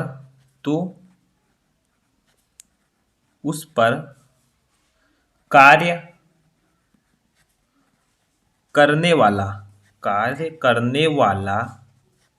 लॉरेंज बल, ठीक है। लॉरेंज बल का फॉर्मूला क्या होगा? लॉरेंज बल, इसको हम लोग किससे डिनोट करते हैं? इसको हम लोग डिनोट करेंगे एफ से। एफ इक्वल टू फॉर्मूला हो जाएगा। देखिए, मान लीजिए कि किसी चुंबकीय क्षेत्र में यदि कोई आवेश q b वेग से चुंबकीय क्षेत्र की दिशा से थीटा कोण पर गति करे तो उस पर कार्य करने वाला लॉरेंज बल F जो होगा उसका फॉर्मूला होगा QVB sine theta. QVB sine theta, ठीक है। ये इसका फॉर्मूला हो जाएगा, सिंपल सा है, ठीक है। तो यही आपको लिखना था, जहां Q है आवेश, V है वेग, B है चुंबकीय क्षेत्र, ठीक है। साइन थीटा वेग से गति करे, ठीक है। समझ में आ गया। चलिए नेक्स्ट क्वेश्चन देखते हैं। नेक्स्ट क्वेश्चन हमारा है कि दो समांतर धारावाही ऋजुरेखीय तारों के बीच लगने वाले बल का सूत्र लिखिए। यानी कि दो समांतर धारावाही ऋजुरेखीय तार हैं, उनके बीच लगने वाले बल का सूत्र क्या होगा? तो इसका फॉर्मूला होगा F/L equal to mu not upon 2 pi into I1 upon R, ठीक है। I1 अपान R, ठीक है। यहां पर F क्या है? F है बल, L है लंबाई, I1 है पहली धारा, I2 है दूसरे तार की धारा, यानी कि दो समांतर धारावाही ऋजुरेखीय तार हैं, ठीक है। दो समांतर धारावाही ऋजुरेखीय तार हैं, तो L क्या है? तार की लंबाई। I1 I2 क्या है? ये पहले तार पर धारा, I2 है दूसरे तार की धारा, ठीक है। R क्या है? दोनों के बीच की दूरी, ठीक है। समझ में आ गया? यही है फॉर्मूला। अब इसको चाहे तो एक और तरीके से आप लिख सकते हैं, क्योंकि म्यू नॉट अपान 2 पाई की एक वैल्यू होती है, F/L equal to mu not upon 2 pi की वैल्यू होती है 2 × 10⁻⁷, ठीक है। अब आप लिख सकते हैं इसको I1 I2 अपान R, ठीक है। ये फॉर्मूला भी आप लिख सकते हैं न्यूटन प्रति मीटर, ठीक है। तो ये फॉर्मूला भी आप लिख सकते हैं दो समांतर धारावाही ऋजुरेखीय तारों के बीच लगने वाले बल का, क्योंकि म्यू नॉट अपान 2 पाई की वैल्यू होती है 2 × 10⁻⁷, ठीक है। ये I1 I2 है अपान R, सेम वही प्रोसेस, ठीक है। नेक्स्ट क्वेश्चन देखते हैं। तो देखिए नेक्स्ट क्वेश्चन हमारा है कि एक लंबे सीधे तार में 10 एम्पीयर वैद्युत धारा प्रवाहित हो रही है। इससे 10 सेंटीमीटर दूरी पर स्थित बिंदु पर उत्पन्न चुंबकीय क्षेत्र की तीव्रता ज्ञात कीजिए। तो हमें क्या क्या दिया गया है? सबसे पहले हम उसको लिखेंगे, हमें दिया गया है धारा I, ठीक है। I दिया गया है 10 एम्पीयर, 10 एम्पियर, ठीक है। उसके बाद में क्या दिया गया? इससे 10 सेंटीमीटर दूरी पर स्थित, यानी कि R दिया गया है हमें 10 सेंटीमीटर, ठीक है। अब सबसे पहले हम सेंटीमीटर को मीटर में कन्वर्ट कर लेते हैं, तो सिंपल है, 100 से भाग दे दीजिए, और उसको जब हम 100 से भाग देंगे तो ये हो जाएगा 10 × 10⁻⁻2 मीटर, ठीक है। अब देखिए हमें निकालना क्या है? चुंबकीय क्षेत्र की तीव्रता हमें B निकालनी है। तो एक फॉर्मूला होता है चुंबकीय क्षेत्र की तीव्रता का, चलिए लिखते हैं चुंबकीय क्षेत्र की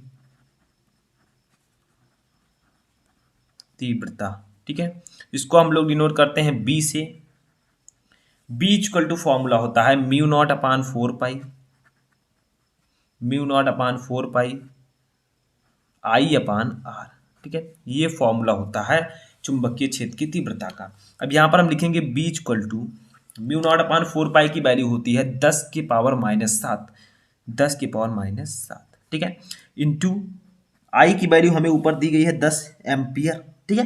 तो हम यहाँ पर डायरेक्टली क्या लिखेंगे? 10 लिख देंगे अपान R की वैल्यू है, ऊपर देखिए हमने निकाला 10 × 10⁻², देखिए याद रखिएगा म्यू नॉट अपान 4 पाई की वैल्यू 10⁻⁷ होती है, ये आपको याद रखना है। 10 से 10 कैंसिल कर देंगे, बस कुछ भी आपको नहीं करना है यहाँ पर। अब हम सॉल्व कर लेते हैं। B इक्वल टू हो जाएगा 10⁻⁷ इंटू ये 10 की पावर माइनस 2 नीचे है, ऊपर जाएगा तो प्लस में हो जाएगा, तो ये हो जाएगा 10 की पावर 2।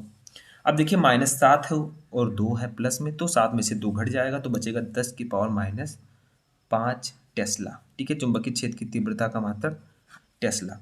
बस हमारा यही आंसर हो जाएगा। ठीक है, v = 10 की पावर -5 टेस्ला। चलिए नेक्स्ट क्वेश्चन देखते हैं। तो देखिए जो हमारा नेक्स्ट क्वेश्चन है वो हमारे नेक्स्ट चैप्टर चुंबकत्व एवं द्रव्य से है, 5वें चैप्टर का। तो देखिए फर्स्ट क्वेश्चन इसमें यानी कि 19 नंबर, दिक्पात कोण से आप क्या समझते हैं, तो इसका डेफिनेशन आपको समझना है। देखिए दिक्पात कोण क्या होता है, पृथ्वी की सतह पर किसी स्थान पर भौगोलिक यामोत्तर तथा चुंबकीय यामोत्तर के बीच बने न्यून कोण को उस स्थान के लिए दिक्पात कोण कहते हैं। यानी कि पृथ्वी की सतह पर किसी स्थान पर भौगोलिक यामोत्तर तथा चुंबकीय यामोत्तर के बीच जो न्यून कोण बनता है उस स्थान के लिए उसे दिक्पात कोण कहते हैं। और इसे हम किससे प्रदर्शित करते हैं, तो दिक्पात कोण को हम अल्फा से प्रदर्शित करते हैं। ठीक है, तो हम लिखेंगे इसे अल्फा से प्रदर्शित करते हैं, इसे अल्फा से प्रदर्शित करते हैं। ठीक है, तो दिक्पात कोण क्या होता है, यानी कि चुंबकीय यामोत्तर तथा भौगोलिक यामोत्तर के बीच बने न्यून कोण को हम दिक्पात कोण कहते हैं। सिंपल है, इसे हम अल्फा से प्रदर्शित करते हैं। समझ में आया। नेक्स्ट क्वेश्चन देखते हैं। नेक्स्ट क्वेश्चन है कि नति कोण से आप क्या समझते हैं, नति कोण क्या है। ठीक है, तो देखिए ये भी सिंपल है, सिर्फ डेफिनेशन आपको समझना है इसमें। नति कोण वह कोण है जो चुंबकीय यामोत्तर में पृथ्वी के चुंबकीय क्षेत्र BE की दिशा तथा क्षैतिज दिशा के बीच बनता है। यानी कि नति कोण एक ऐसा कोण होता है जो चुंबकीय यामोत्तर में पृथ्वी के चुंबकीय क्षेत्र BE की दिशा और क्षैतिज दिशा के बीच बनता है। समझ में आ गया। चलिए नेक्स्ट क्वेश्चन देखते हैं। तो देखिए नेक्स्ट क्वेश्चन हमारा है कि किसी स्थान पर नतिकोण पृथ्वी के चुंबकीय क्षेत्र के क्षैतिज तथा ऊर्ध्व घटक के बीच संबंध स्थापित कीजिए। यानी कि किसी स्थान पर नतिकोण और पृथ्वी के चुंबकीय क्षेत्र के क्षैतिज घटक और ऊर्ध्वाधर घटक के बीच संबंध स्थापित करना है। तो इसका फॉर्मूला होता है tan θ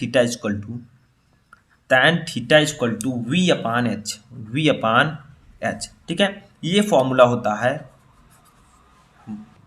ठीक है, तो tan θ = v/h। अब आप लोग सोचेंगे यहाँ पर थीटा क्या है, तो थीटा ही है नति कोण।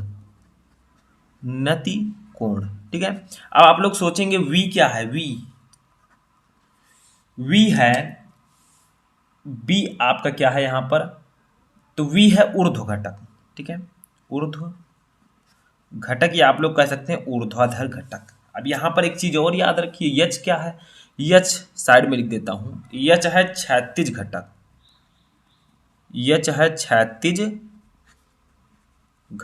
ठीक है, बस यही आपको याद रखना था। यही है नतिकोण ऊर्ध्व घटक और क्षैतिज घटक में संबंध, tan θ = v/h। चलिए नेक्स्ट क्वेश्चन देखते हैं। तो देखिए जो हमारा नेक्स्ट क्वेश्चन है वो हमारे 6 चैप्टर वैद्युत चुंबकीय प्रेरण से है। देखिए क्वेश्चन क्या है कि वैद्युत चुंबकीय प्रेरण का लेंज का नियम क्या है, यानी कि वैद्युत चुंबकीय प्रेरण में लेंज का नियम क्या है। तो इसका आप लोग डेफिनेशन याद कीजिए। लेंज का नियम है क्या, किसी परिपथ में प्रेरित विद्युत वाहक बल अथवा प्रेरित धारा की दिशा सदैव ऐसी होती है कि यह उस कारण का विरोध करती है जिससे वह स्वयं उत्पन्न होती है।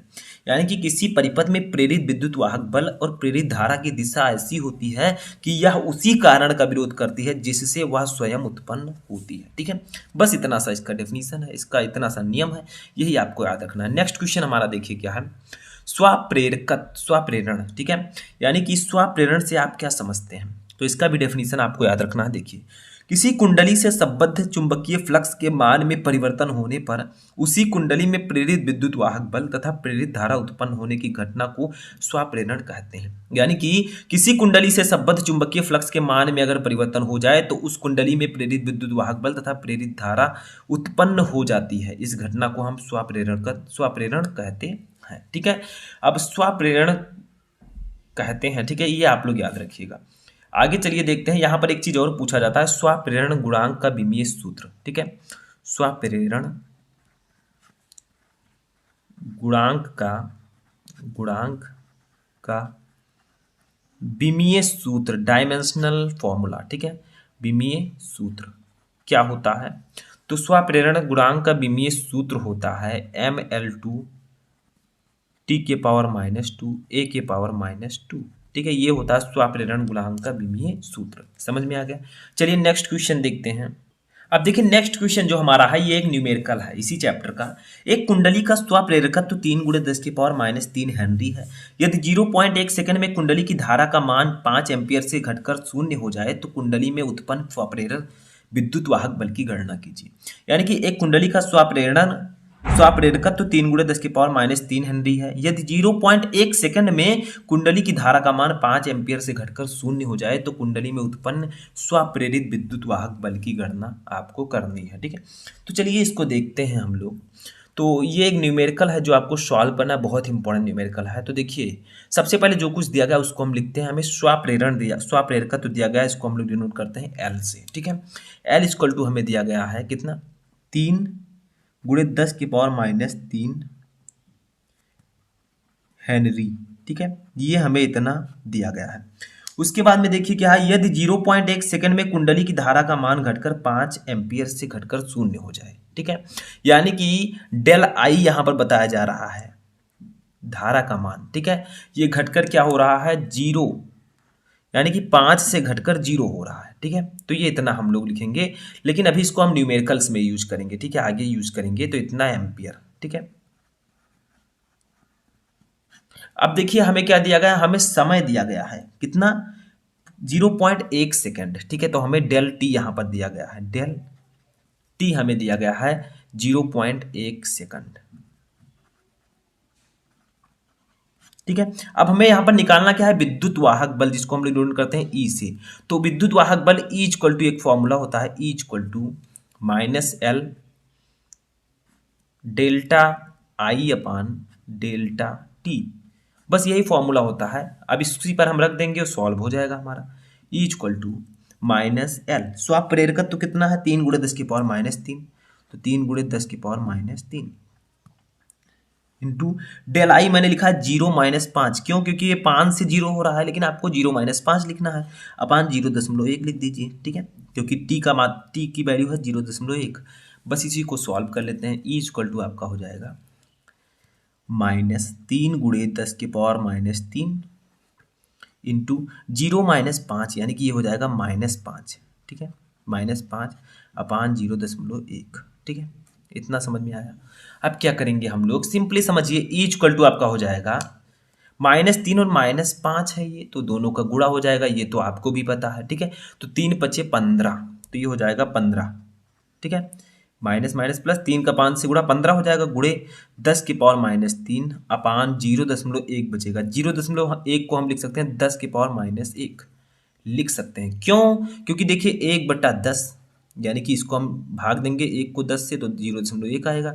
अब इसी 10 को हम भाग ना देकर ऊपर ले जाएं तो 10⁻1 हो जाएगा। सिंपल है। ठीक है, तो ये हो जाएगा ई इक्वल टू 15 गुणे 10⁻³ गुणे ये 10 ऊपर आएगा तो प्लस में हो जाएगा 10⁻1। ठीक है, अब इसमें क्या करते हैं, थोड़ा सा चेंज करते थे। ई इक्वल टू 15 गुणे 10⁻³ और ये 1 है तो 3 में से 1 चला जाएगा, 10⁻2 वोल्ट। आप इतना भी आंसर लिख सकते हैं, लेकिन थोड़ा सा आप और चेंज कीजिए, जैसे मैंने पहले किया था। ई इक्वल टू इसको हम क्या लिख सकते हैं, 10⁻2 है, इसको नीचे ले जाएंगे तो नीचे लेंगे आ जाए तो 15/10⁻+2 हो जाएगा। ये हो जाएगा 15/10, 15/100।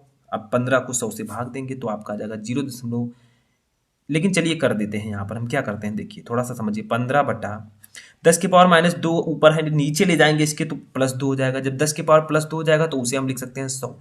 ठीक है, सिंपल है, समझ सकते हैं आप लोग। तो यहाँ पर ई इक्वल टू आ जाएगा हमारा 0.15 वोल्ट। ठीक है, यही हमारा आंसर आ जाएगा, 0.15 वोल्ट।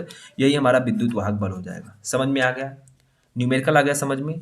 चलिए नेक्स्ट क्वेश्चन देखते हैं। जिसके 0.15 वोल्ट हमारा आ गया, क्यों, क्योंकि 15 को हमने 100 से भाग दिया, 0.15 वोल्ट आ गया, जैसे मैंने यहाँ पर बताया था। ठीक है, चलिए नेक्स्ट क्वेश्चन देखते हैं। अब देखिए जो हमारा 24 नंबर क्वेश्चन है, ये हमारे 7वें चैप्टर प्रत्यावर्ती धारा से है। क्वेश्चन क्या है कि एक प्रत्यावर्ती धारा परिपथ में विभवांतर का वर्ग माध्य मूल मान 220 वोल्ट है, विभव का शिखर मान क्या होगा। यानी कि आपको वर्ग माध्य मूल मान दिया गया है। ठीक है, किसका वर्ग, विभवांतर का वर्ग माध्य मूल मान। तो हम लिखेंगे विभवांतर का वर्ग माध्य मूल मान, वर्ग माध्य मूल मान। ठीक है। इसको हम लोग डिनोट किससे करते हैं, इसको हम लोग डिनोट करते हैं VRMS से। VRMS इक्वल टू दिया गया है कितना, 220 वोल्ट, 220 वोल्ट, ठीक है। आपको निकालना क्या है, शिखर मान निकालना है, V नॉट, विभवांतर का शिखर मान, ठीक है। तो हम यहां पर लिखेंगे विभव का शिखर मान, विभव का शिखर मान, इसको हम लोग डिनोट करेंगे V नॉट से। इसका फॉर्मूला होता है V naught equal to VRMS into under root 2, ठीक है। ये फॉर्मूला होता है विभव के शिखर मान का। तो यहाँ पर सिंपल है, VRMS के स्थान पर आप लिख दीजिए 220, आपका दिया ही गया है, तो 220 अंडर रूट 2, यही आपका हो जाएगा वोल्ट में आंसर। बस ये एनसीईआरटी बुक का क्वेश्चन था, बहुत ही सिंपल सा क्वेश्चन था, समझ में आ चुका होगा, ठीक है। अब चलिए नेक्स्ट क्वेश्चन देखते हैं। अब देखिए नेक्स्ट क्वेश्चन जो हमारा है वो हमारे इसी चैप्टर का एक न्यूमेरिकल है। दिए गए परिपथ में प्रत्यावर्ती स्रोत का विद्युत वाहक बल ज्ञात कीजिए, यानी कि यहाँ पर आपको विद्युत वाहक बल निकालना है, ठीक है। यहाँ पर आपको देखिए, यहाँ पर प्रतिरोध, अर्थात इसका मतलब क्या होगा, 40 वोल्ट तो दिया गया है। देखिए प्रतिरोध का साइन है, ये धारिता का है, ये प्रेरकत्व का है, ठीक है। तो यहाँ पर आप क्या लिखेंगे, देखिए ये है प्रेरकत्व यल के सिरों के बीच विभवांतर, ये है संधारित्र यानी कि धारिता सी के सिरों के बीच विभवांतर, और ये है आपका प्रतिरोध आर के सिरों के बीच विभवांतर, ठीक है। यानी कि ये प्रतिरोध आर के सिरों के बीच विभवांतर, ये धारिता सी के सिरे के बीच विभवांतर, और ये आपका है स्वप्रेरकत्व, सॉरी प्रेरकत्व यल के सिरों के बीच विभवांतर, ठीक है। तो ये सब हमें दिया गया है, तो हम लिख लेते हैं, ठीक है।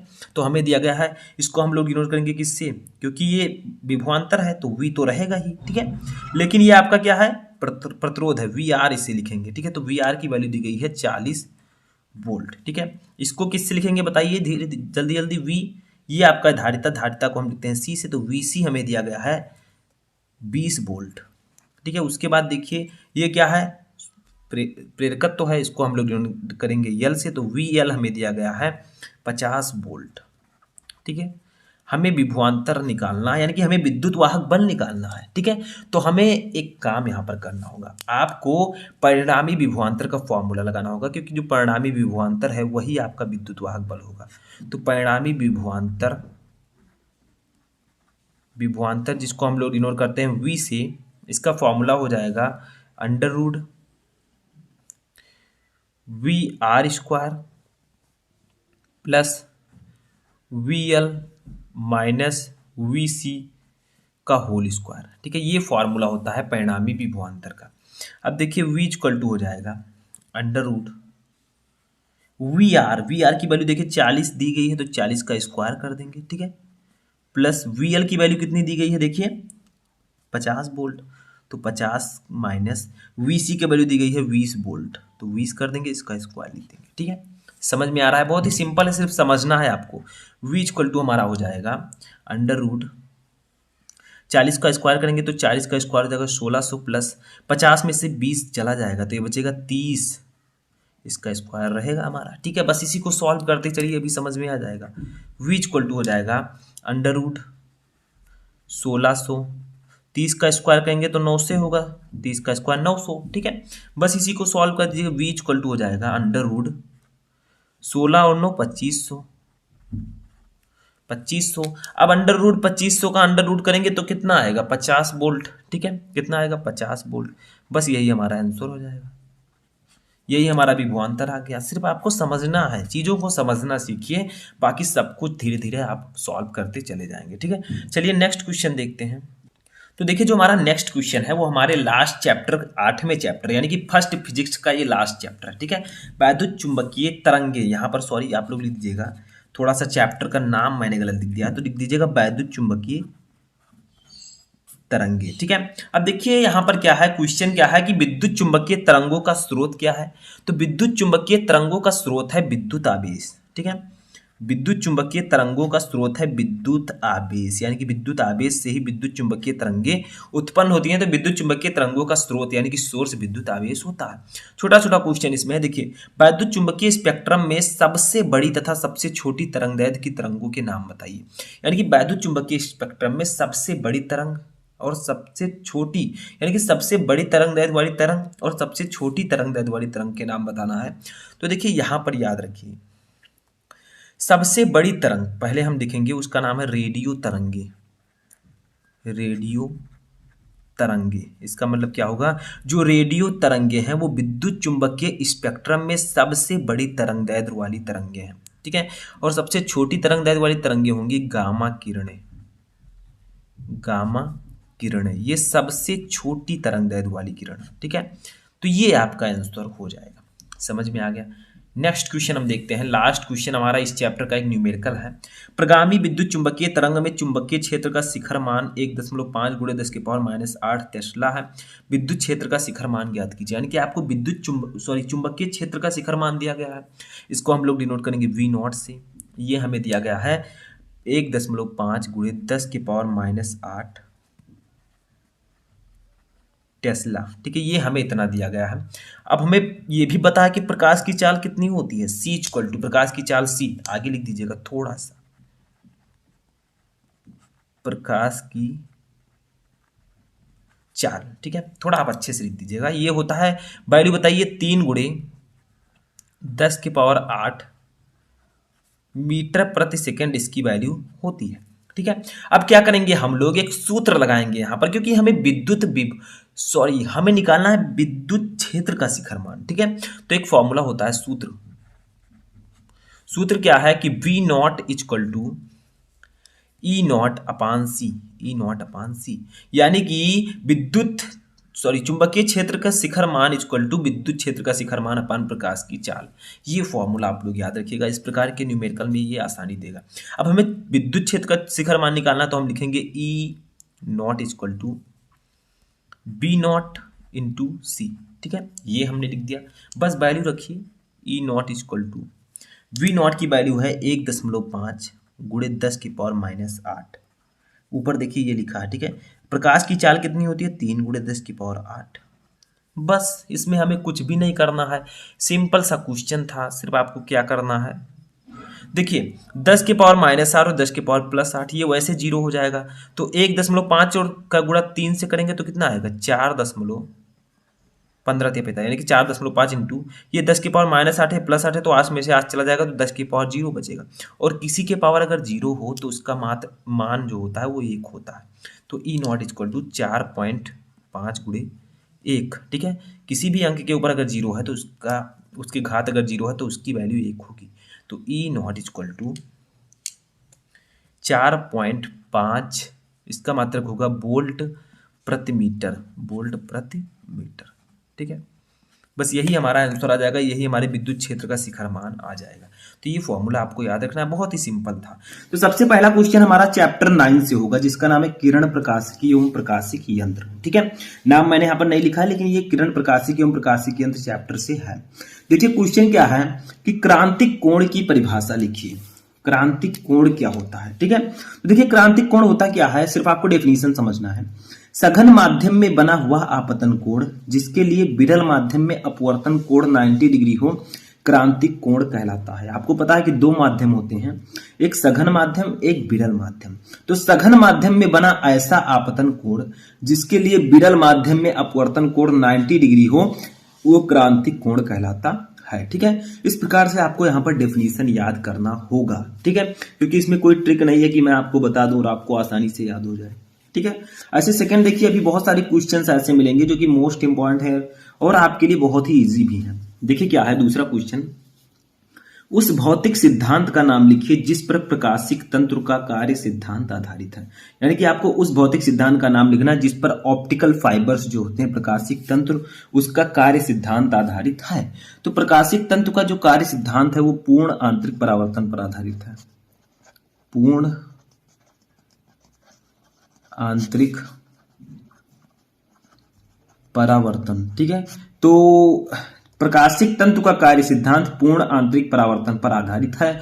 तो ये भौतिक सिद्धांत जो है उसका नाम है पूर्ण आंतरिक परावर्तन, ठीक है। समझ में आया। नेक्स्ट क्वेश्चन देखते हैं, संपर्क में रखे 2 पतले लेंसों के संयोजन की फोकस दूरी एवं क्षमता का सूत्र लिखिए। यानी कि 2 लेंस हैं जो कि संपर्क में रखे गए हैं, तो आपको उनके संयोजन की फोकस दूरी और क्षमता का सूत्र बताना है। चलिए देखते हैं। तो देखिए सबसे पहले हम फोकस दूरी का फॉर्मूला देखेंगे। तो संपर्क में रखे दो पतले लेंसों की फोकस दूरी का फॉर्मूला होगा 1/f equal to 1/f1 plus 1/f2। ठीक है, ये फॉर्मूला होगा संपर्क में रखे फोकस दूरी का, संपर्क में रखे दो पतले लेंसों के संयोजन की फोकस दूरी। देखिए 1/f1 ये पहले लेंस की फोकस दूरी है, f2 दूसरे लेंस की फोकस दूरी है, f है फोकस दूरी। ठीक है, तो संपर्क में रखे दो पतले लेंसों के संयोजन की फोकस दूरी जो होगी वो 1/f1 प्लस 1/f2 के बराबर होगी। ठीक है, ऐसे ही क्षमता का सूत्र क्या होगा, तो मैंने आपको बताया है P इक्वल टू फॉर्मूला होता है, P क्या है, लेंस की क्षमता। ठीक है, P इक्वल टू 1/f होता है मीटर में। ठीक है, मीटर में तो 1/f होता है, तो यहां पर क्या होगा 1/f के स्थान पर हम P लिख देंगे। तो यहां पर जो क्षमता होगी वो हो जाएगी P इक्वल टू, अब पहले लेंस की क्षमता कितनी होगी P1, दूसरे लेंस की P2। तो ये संयोजन संपर्क में रखे दो पतले लेंसों के संयोजन की फोकस दूरी का फॉर्मूला ये होगा, क्षमता का फॉर्मूला ये होगा। ठीक है, P है क्षमता। ठीक है, लेंस की क्षमता समझ में आ गया। चलिए नेक्स्ट क्वेश्चन देखते हैं।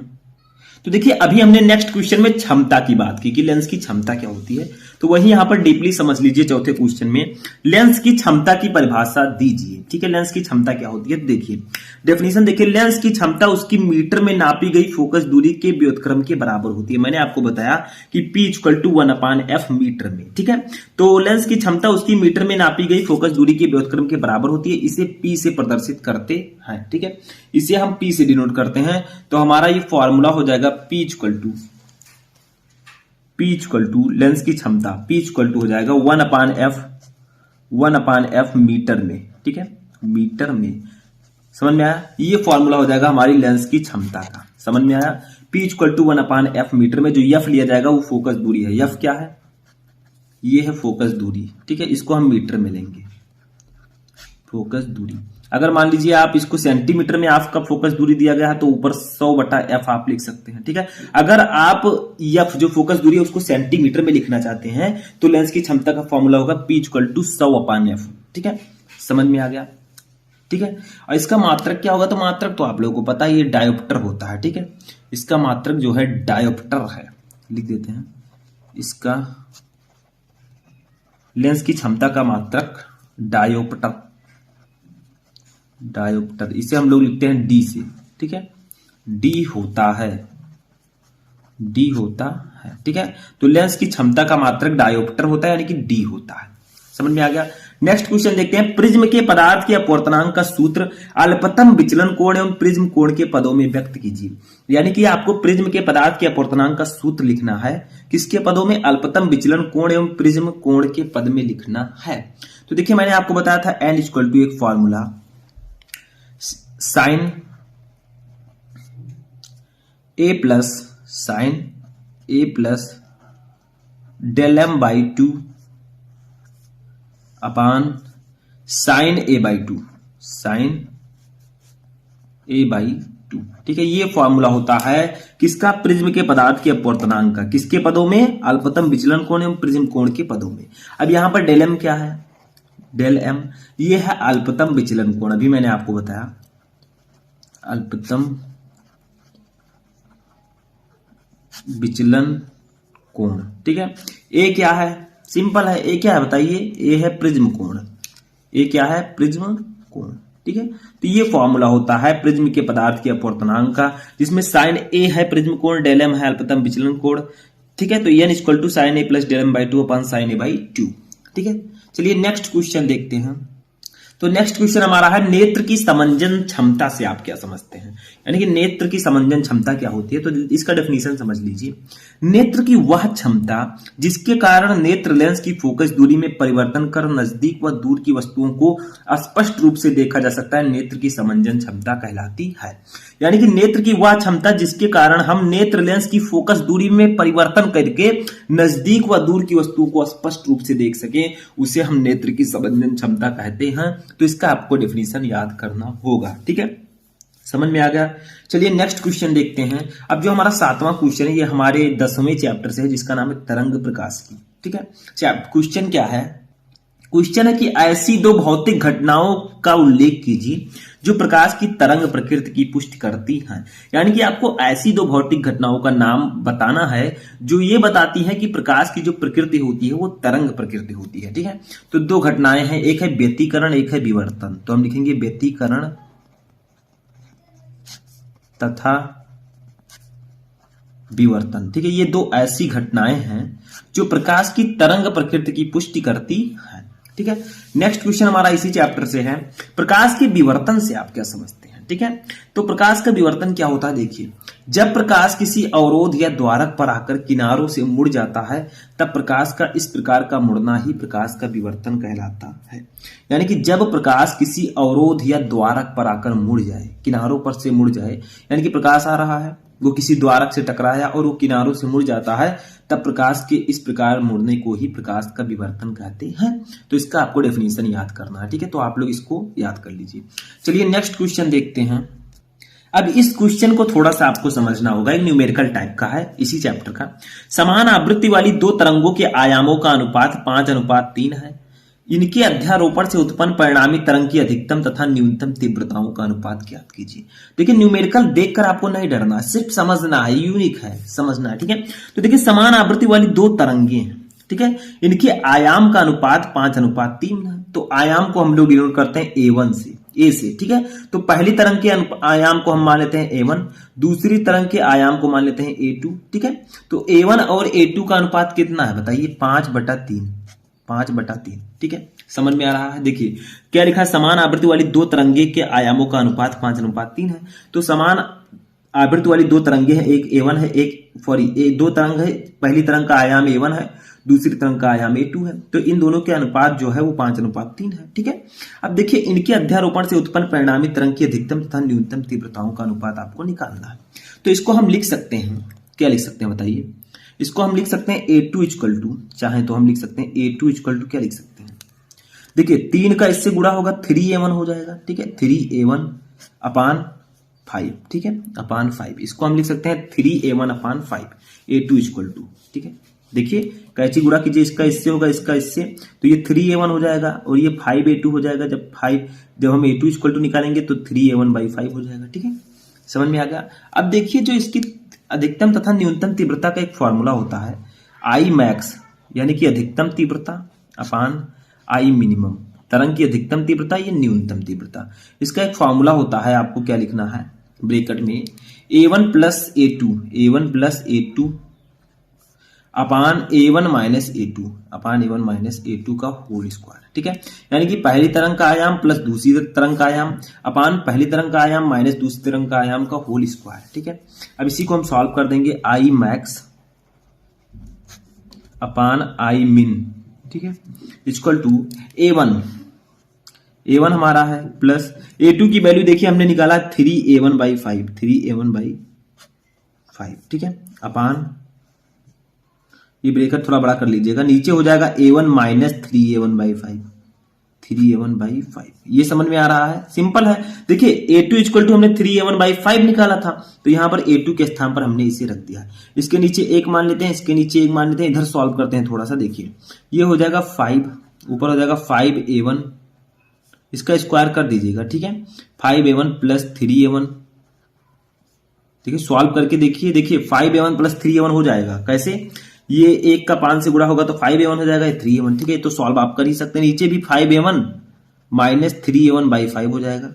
ठीक है, क्योंकि सिर्फ प्लस माइनस का डिफरेंस है, इसका स्क्वायर हम करते चलेंगे, स्क्वायर। ठीक है, स्क्वायर आप करते चलिएगा क्योंकि स्क्वायर है ये जाने। तो I मैक्स अपान I मिन, ठीक है, इक्वल टू हो जाएगा। अब ये सिंपल है, देखिए ये और ये भाई साहब कट जाएंगे, ये दोनों कट जाएंगे। ठीक है, अब हम क्या लिखेंगे, ये 5A1 प्लस 3A1 ये क्या हो जाएगा 8A1 अपान ये 5A1 में से 3A1 जाएगा तो 5 में से 3 का 2A1 हो जाएगा अपान इसका होल स्क्वायर हो जाएगा। क्या हो जाएगा, होल स्क्वायर। ठीक है, अब इसी को हम लोग सॉल्व कर देंगे सिंपली। ठीक है, तो चलिए सॉल्व करते हैं। I मैक्स अपान I मिन, यानी कि अधिकतम तीव्रता और न्यूनतम तीव्रता। देखिए A1 से ये 2A1 का 4 हो जाएगा, 2 चौके 8, A1 A1 कट जाएगा, 2 चौके 8, यानी कि टोटल बचा हमारा यहां पर 4/1 का होल स्क्वायर, 4/1 का होल स्क्वायर। तो ये हमारा हो जाएगा आई मैक्स अपान आई मिन, ठीक है, इक्वल टू 4 चौक 16/1, ठीक है। यानी कि अधिकतम और न्यूनतम तीव्रताओं का अनुपात हमारा कितना आया, सिंपल है, अब आप लोग बता सकते हैं।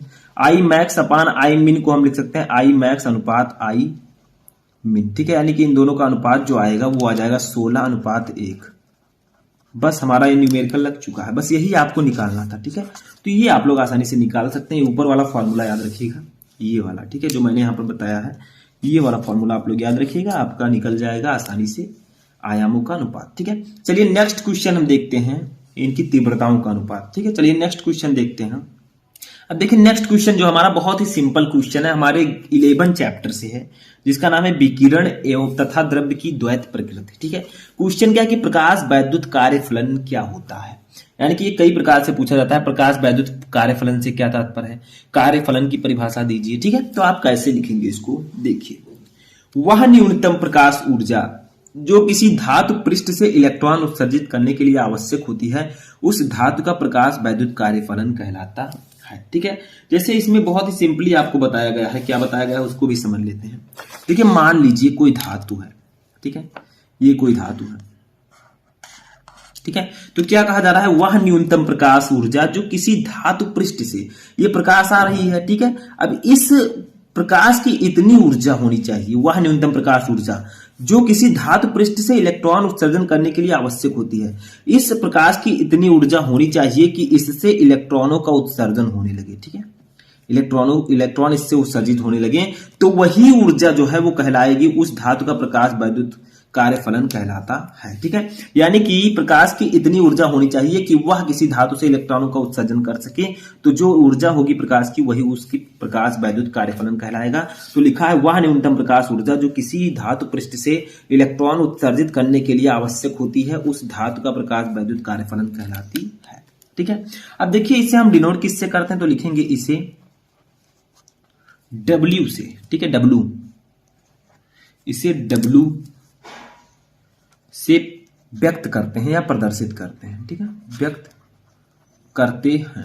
इसका फॉर्मूला क्या होगा, देखिए, W इक्वल टू कार्यफलन equal to H mu not, H mu not, ठीक है। जहां H है प्लांक नियतांक, म्यू नॉट है देहली आवृत्ति, ठीक है। तो H क्या है, प्लांक नियतांक है, म्यू नॉट है देहली आवृत्ति, ये क्या है, म्यू नॉट देहली आवृत्ति, देहली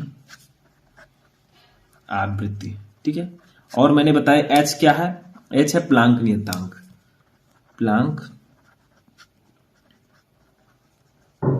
नियतांक, ठीक है। अब देखिए ये तो हमने समझा कि ये W equal to H mu naught. अब इसके स्थान पर हम लिख सकते हैं W equal to H C upon lambda naught, H C upon lambda naught. क्यों लिख सकते हैं, क्योंकि जो म्यू नॉट इक्वल टू होता है, mu naught equal to C upon lambda naught होता है, ठीक है, सी अपान लैम्डा नॉट होता है। तो म्यू नॉट के स्थान पर हमने सी अपान लैम्डा नॉट रख दिया यहाँ पर, तो W इक्वल टू हमारा हो गया H C upon lambda not.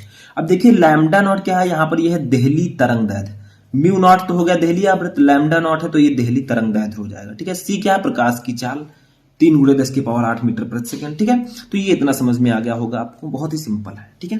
चलिए नेक्स्ट क्वेश्चन देखते हैं, देहली आवृत्ति क्या है, जो हमने म्यू नॉट आपको ऊपर बताया, ठीक है। ये देखिए म्यू नॉट ये क्या होती है, तो देखिए देहली आवृत्ति से आप क्या समझते हैं, तो ये भी सिंपल है, बस वही समझिए। देखिए मैंने आपको कार्यफलन में बताया कि प्रकाश की वह ऊर्जा जो किसी धातु पृष्ठ से इलेक्ट्रॉनों का उत्सर्जन कर सके वो कार्यफलन कहलाएगी। अब देहली आवृत्ति क्या है, प्रकाश, देहली आवृत्ति आपतित प्रकाश की वह न्यूनतम आवृत्ति है जो किसी धातु से प्रकाश इलेक्ट्रॉन का उत्सर्जन कर सके, यानी कि प्रकाश की वह न्यूनतम आवृत्ति जो किसी धातु की पृष्ठ से प्रकाश इलेक्ट्रॉनों का उत्सर्जन कर सके वो देहली आवृत्ति कहलाएगी, ठीक है। यानी कि इस प्रकाश की उतनी आवृत्ति होनी चाहिए कि ये किसी धातु पृष्ठ की सतह से इलेक्ट्रॉनों का उत्सर्जन कर सके। तो देहली आवृत्ति क्या है, देहली आवृत्ति आपतित प्रकाश की वह न्यूनतम आवृत्ति है जो किसी धातु से प्रकाश इलेक्ट्रॉनों का उत्सर्जन कर सके, ठीक है। इतना समझ में है, बहुत ही सिंपल है, आपको इसे भी समझना है, ठीक है। अब इसे हम लोग किससे डिनोट करते हैं, तो मैंने अभी आपको बताया, इसे म्यू नॉट से डिनोट करते हैं, ठीक है, म्यू नॉट से प्रदर्शित करते हैं, व्यक्त करते हैं, ठीक है, से प्रदर्शित करते है। ठीक है, तो बहुत ही सिंपल है, सिर्फ आपको थोड़ा थोड़ा समझना है बस। ठीक है, चलिए नेक्स्ट क्वेश्चन देखते हैं। अब देखिए जो 12 नंबर क्वेश्चन है ये भी हमारा इसी चैप्टर से है। एक गतिमान कण का डी ब्रॉगली तरंगदैर्घ्य 2 एंगस्ट्रॉम है, कण का संवेग क्या है? यानी कि एक गतिमान कण है जिसका डी ब्रॉगली तरंगदैर्घ्य 2 एंगस्ट्रॉम है, कण का संवेग आपको बताना है। तो सिंपल है। ठीक है, यहां पर हमने आपको बताया कि डी ब्रॉगली तरंगदैर्घ्य इसको हम लोग डिनोट कर देंगे लैम्डा से। ठीक है, लैम्डा इक्वल टू दिया गया हमें 2 एंगस्ट्रॉम। अब यहां पर हम एंगस्ट्रॉम को जब हम मीटर में बदलेंगे तो ये हमारा कितना हो जाएगा? 2 गुणे 10 की पावर -10 मीटर। ठीक है, ये तो सभी को पता है। ठीक है, अब यहां पर एक फॉर्मूला होता है, क्योंकि हमें निकालना क्या है, हमें यहां पर एक चीज और पता होना चाहिए। ठीक है, हमें यहां पर निकालना है P यानी कि संवेग। ठीक है, ये हमें निकालना, तो एक फॉर्मूला होता है वो समझिए। फॉर्मूला क्या होता है? P इक्वल टू कण का संवेग, कण का संवेग P equal to H upon lambda, H upon lambda, ये फॉर्मूला होता है। ठीक है, अब हम क्या करेंगे, एच के स्थान पर एच क्या है मैंने बताया, एच है प्लांक नियतांक। एच क्या है, फॉइड में मैं लिख देता हूं प्लांक नियतांक, प्लांक नियतांक एच। ठीक है, इसकी एक वैल्यू होती है वो मैं बताता हूं आपको। इसकी वैल्यू होती है 6.6 गुणे 10 की पावर -34। तो वही मैं यहां पर लिख दूंगा एच के स्थान पर, ये 6.6 गुणे 10 की पावर -34 ही वैल्यू होती है। ठीक है, कम ज्यादा नहीं, यानी कि ये वैल्यू इसकी फिक्स है। जैसे आपके 1/4πε0 का वैल्यू फिक्स है वैसे इसका भी। ठीक है, लैम्डा हमें दिया गया है 2 गुणे 10 की पावर -10, इसको कट करेंगे 2, ये हो जाएगा 3.3। देखिए 2 3 6 2 3 6 3.3। ठीक है, तो हमारा जो कण का संवेग P आएगा वो कितना आ जाएगा? 3.3 गुणे 10 की पावर -34 गुणे 10 की पावर -10 से नीचे ऊपर ले जाएं इसे तो 10 की पावर +10 हो जाएगा। ठीक है, अब यहां पर हमारा P इक्वल टू आ जाएगा 3.3 गुणे 10 के पावर -24। देखिए 34 में से 10 चला जाएगा तो -24 बचेगा, ये हो जाएगा किलोग्राम मीटर प्रति सेकेंड, किलोग्राम मीटर प्रति सेकेंड। ठीक है, ये हमारा आंसर आ जाएगा, ये कण का संवेग आ जाएगा। ठीक है, समझ में आ गया। चलिए नेक्स्ट क्वेश्चन देखते हैं जो हमारे नेक्स्ट चैप्टर से है। तो ये क्वेश्चन जो है हमारे 12 नंबर चैप्टर से है जिसका नाम है परमाणु। ठीक है, क्वेश्चन क्या है कि रेडबर्ग नियतांक का मान लिखिए। रेडबर्ग नियतांक की वैल्यू कितनी होती है? तो रेडबर्ग नियतांक का वैल्यू होता है 1.097 गुणे 10 की power 7 metre inverse, metre inverse. तो रेडबर्ग नियतांक का मान होता है 1.097 गुणे 10 की पावर 7 मीटर इनवर्स। ठीक है, समझ में आ गया।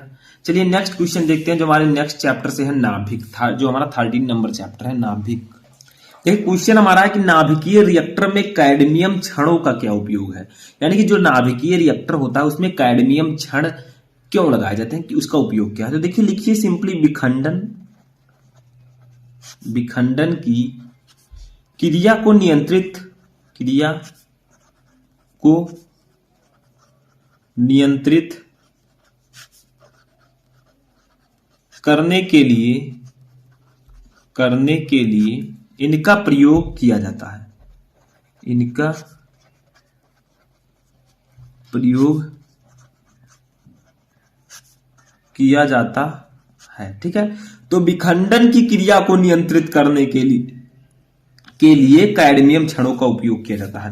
यानी कि नाभिकीय रिएक्टर में कैडमियम का छड़ों का उपयोग किया जाता है। तो देखिए विखंडन की क्रिया को नियंत्रित करने के लिए, उसे कंट्रोल करने के लिए कैडमियम की छड़ों का उपयोग हम करते हैं नाभिकीय रिएक्टर में। ठीक है, समझ में आ गया। चलिए नेक्स्ट क्वेश्चन देखते हैं। अब एक और क्वेश्चन आता है नाभिकीय रिएक्टर से रिलेटेड कि नाभिकीय रिएक्टर में मंदक का क्या उपयोग है, यानी कि मंदक का यूज हम क्या करते हैं, क्यों? तो चलिए जानते हैं कि नाभिकीय रिएक्टर में मंदक का उपयोग क्यों करते हैं। देखिए न्यूट्रॉन की गति, न्यूट्रॉन की गति को मंद करने के लिए, मंद करने के लिए, देखिए मंदक नाम से ही स्पष्ट है, मंदक, मंद। ठीक है, करने के लिए मंदक का उपयोग किया जाता है, का उपयोग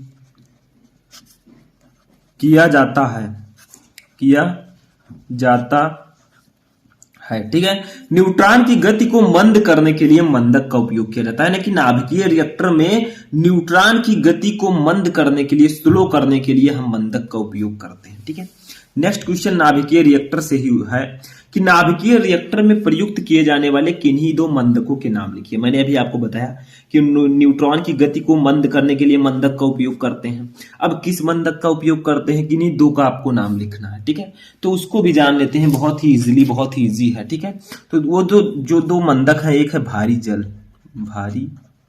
जल है एक, और एक है ग्रेफाइट, एक है ग्रेफाइट। ठीक है, दूसरा हमारा है ग्रेफाइट। तो देखिए नाभिकीय रिएक्टर में प्रयुक्त किए जाने वाले जो दो मंदक हैं, फर्स्ट है भारी जल, दूसरा है ग्रेफाइट। इतना समझ में आ गया। तो देखिए जो हमारा नेक्स्ट क्वेश्चन है 17 नंबर, वो भी नाभिक चैप्टर से ही है। 1 मिलीग्राम द्रव्यमान छत से कितनी जूल ऊर्जा मुक्त होगी। ये एक न्यूमेरिकल है कि 1 मिलीग्राम द्रव्यमान छत से कितने जूल ऊर्जा मुक्त होगी। यानी कि आपको द्रव्यमान छत दिया गया है 1 मिलीग्राम, तो द्रव्यमान छत को हम लोग डिनोट करेंगे डेल एम से। ठीक है, ये हमें दिया गया है 1 मिलीग्राम, 1 मिलीग्राम। ठीक है, अब सबसे पहले हम इसे किलोग्राम में कन्वर्ट कर लेते हैं। ठीक है, तो जब हम इसे किलोग्राम में कन्वर्ट करेंगे तो ये हो जाएगा 1 गुणे 10 की पावर -6 किलोग्राम। ठीक है, किलोग्राम, क्योंकि जब हम मिलीग्राम को ग्राम में करेंगे तो 10 की पावर -3 हो जाएगा। जब उसे किलोग्राम में करेंगे तो फिर से 1000 से भाग देना होगा, तो ये 10 की पावर -6 हो जाएगा। ठीक है, अब देखिए हमें डेल एम तो पता चल गया। अब हमें एक चीज और पता होना चाहिए। चलिए देखते हैं, एक फॉर्मूला होता है मुक्त ऊर्जा निकालने का, क्योंकि हमें मुक्त ऊर्जा निकालनी है। मुक्त ऊर्जा, इसका फॉर्मूला होता है डेल्टा एम इंटू सी स्क्वायर। ठीक है, सी स्क्वायर। अब सी क्या है, सी है प्रकाश की चाल, और प्रकाश की चाल कितनी होती है सभी को पता है, 3 गुणे 10 की पावर 8 मीटर प्रति सेकंड, मीटर प्रति सेकंड। ठीक है, तो यहां पर हम सी के स्थान पर 3 गुणे 10 की पावर 8 रखेंगे, तो हमारी मुक्त ऊर्जा निकल जाएगी। डेल एम की वैल्यू अभी मैंने ऊपर बताया 10 की पावर -6।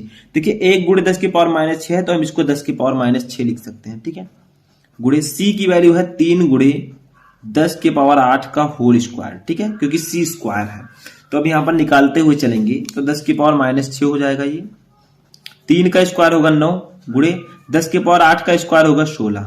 ठीक है, अब इसी को हम सॉल्व कर लेते हैं, सिंपल है। सॉल्व करेंगे तो ये हो जाएगा 9 गुणे 10 की पावर -6, ये प्लस 16 है, तो ये जब आपस में घटेंगे तो प्लस में ही आपका आंसर आएगा। ठीक है, तो ये हो जाएगा 9 गुणे 10 की पावर 10, 16 में से 6 जाएगा, 10 बचेगा, और ऊर्जा का मात्रक जूल। तो हमारी जो मुक्त ऊर्जा आ गई, मुक्त ऊर्जा वो आ गई 9 गुणे 10 की पावर 10 जूल। यानी कि 1 मिलीग्राम द्रव्यमान छत से 9 गुणे 10 की पावर 10 जूल ऊर्जा मुक्त होगी। ठीक है, समझ में आ गया। तो ये फॉर्मूला आप लोग याद रखिएगा, बस आपको सब कुछ समझ में आ जाएगा। चलिए नेक्स्ट क्वेश्चन देखते हैं। तो देखिए जो हमारा 18 नंबर क्वेश्चन है वो हमारे चैप्टर नंबर 14, जो हमारा लास्ट चैप्टर है, अर्धचालक इलेक्ट्रॉनिकी पदार्थ युक्तियां तथा सरल परिपथ। इस चैप्टर से क्वेश्चन क्या है कि ठोसों में उपस्थित ऊर्जा बैंडों के नाम लिखिए। यानी कि ठोस में कौन कौन से ऊर्जा बैंड उपस्थित होते हैं, तो 2 हैं, एक है चालन बैंड और दूसरा है संयोजी बैंड तथा संयोजी बैंड। तो ठोसों में उपस्थित ऊर्जा बैंडों के नाम लिखिए, तो एक चालन बैंड होता है, वो संयोजी बैंड। ठीक है, समझ में आ गया। चलिए नेक्स्ट क्वेश्चन देखते हैं। तो नेक्स्ट क्वेश्चन हमारा 19 नंबर है कि अर्धचालक क्या होता है, किसी एक अर्धचालक का नाम लिखिए। What is semiconductor and right a name of semiconductor. ठीक है, अर्धचालक क्या होता है और एक अर्धचालक का आपको नाम लिखना है। तो अर्धचालक क्या होते हैं, वे ठोस पदार्थ जिनकी वैद्युत चालकता चालकों से कम परंतु अचालकों से अधिक होती है, अर्धचालक कहलाते हैं। यानी कि ये ना पूर्ण रूप से चालक होते हैं ना अचालक होते हैं, बीच में होते हैं। जैसे देखिए वे ठोस पदार्थ, ऐसे ठोस पदार्थ जिनकी वैद्युत चालकता, जो वैद्युत चालकता है वो चालकों से कम होती है। जो चालक होते हैं उनसे तो कम होती है, परंतु जो अचालक होते हैं उनसे अधिक होती है, वे अर्धचालक कहलाएंगे। यानी कि इनकी वैद्युत चालकता चालक से कम और अचालकों से अधिक होती है। ठीक है, तो ये अर्धचालक होते हैं। अब इनका उदाहरण समझना है अगर, तो चलिए देखते हैं। तो उदाहरण में हम लोग लिख सकते हैं उदाहरण। ठीक है, उदाहरण में क्या क्या है, जैसे आपका है जर्मेनियम, जीई। ठीक है, जर्मेनियम हो गया आपका, सिलिकॉन हो गया, सिलिकॉन। ठीक है, तो ये सब आपके अर्धचालक हैं। समझ में आ रहा है, बहुत ही सिंपल है। नेक्स्ट क्वेश्चन हम देखते हैं 20 और लास्ट नंबर हमारा है, एलईडी का पूरा नाम लिखिए। एलईडी आपने नाम तो सुना ही होगा, एलईडी, ठीक है, एलईडी बल्ब भी आप लोग यूज करते होंगे। तो एलईडी का फुल नेम क्या होता है? तो एलईडी का फुल नेम होता है light emitting diode. Light emitting diode, ठीक है। एलईडी का पूरा नाम होता है लाइट एमिटिंग डायोड, ठीक है। इसे हम लोग इंग्लिश हिंदी में बोले तो प्रकाश उत्सर्जक डायोड, प्रकाश उत्सर्जक डायोड, ठीक है। तो एलईडी का पूरा नाम होता है लाइट एमिटिंग डायोड, हिंदी में बोले तो प्रकाश उत्सर्जक डायोड, ठीक है। समझ में आ गया, बहुत ही सिंपल से क्वेश्चन थे। तो यहां पर मैंने आपको मोस्ट इंपॉर्टेंट क्वेश्चंस को आंसर के साथ बताया। आपको कमेंट बॉक्स में बताना है कि इनमें से कितने क्वेश्चन आपको पहले से पता थे और आप लोग किस टॉपिक पर वीडियो चाहते हैं। वीडियो अच्छा लगा तो इस वीडियो को ज्यादा से ज्यादा लाइक करें, अपने दोस्तों के साथ शेयर करें।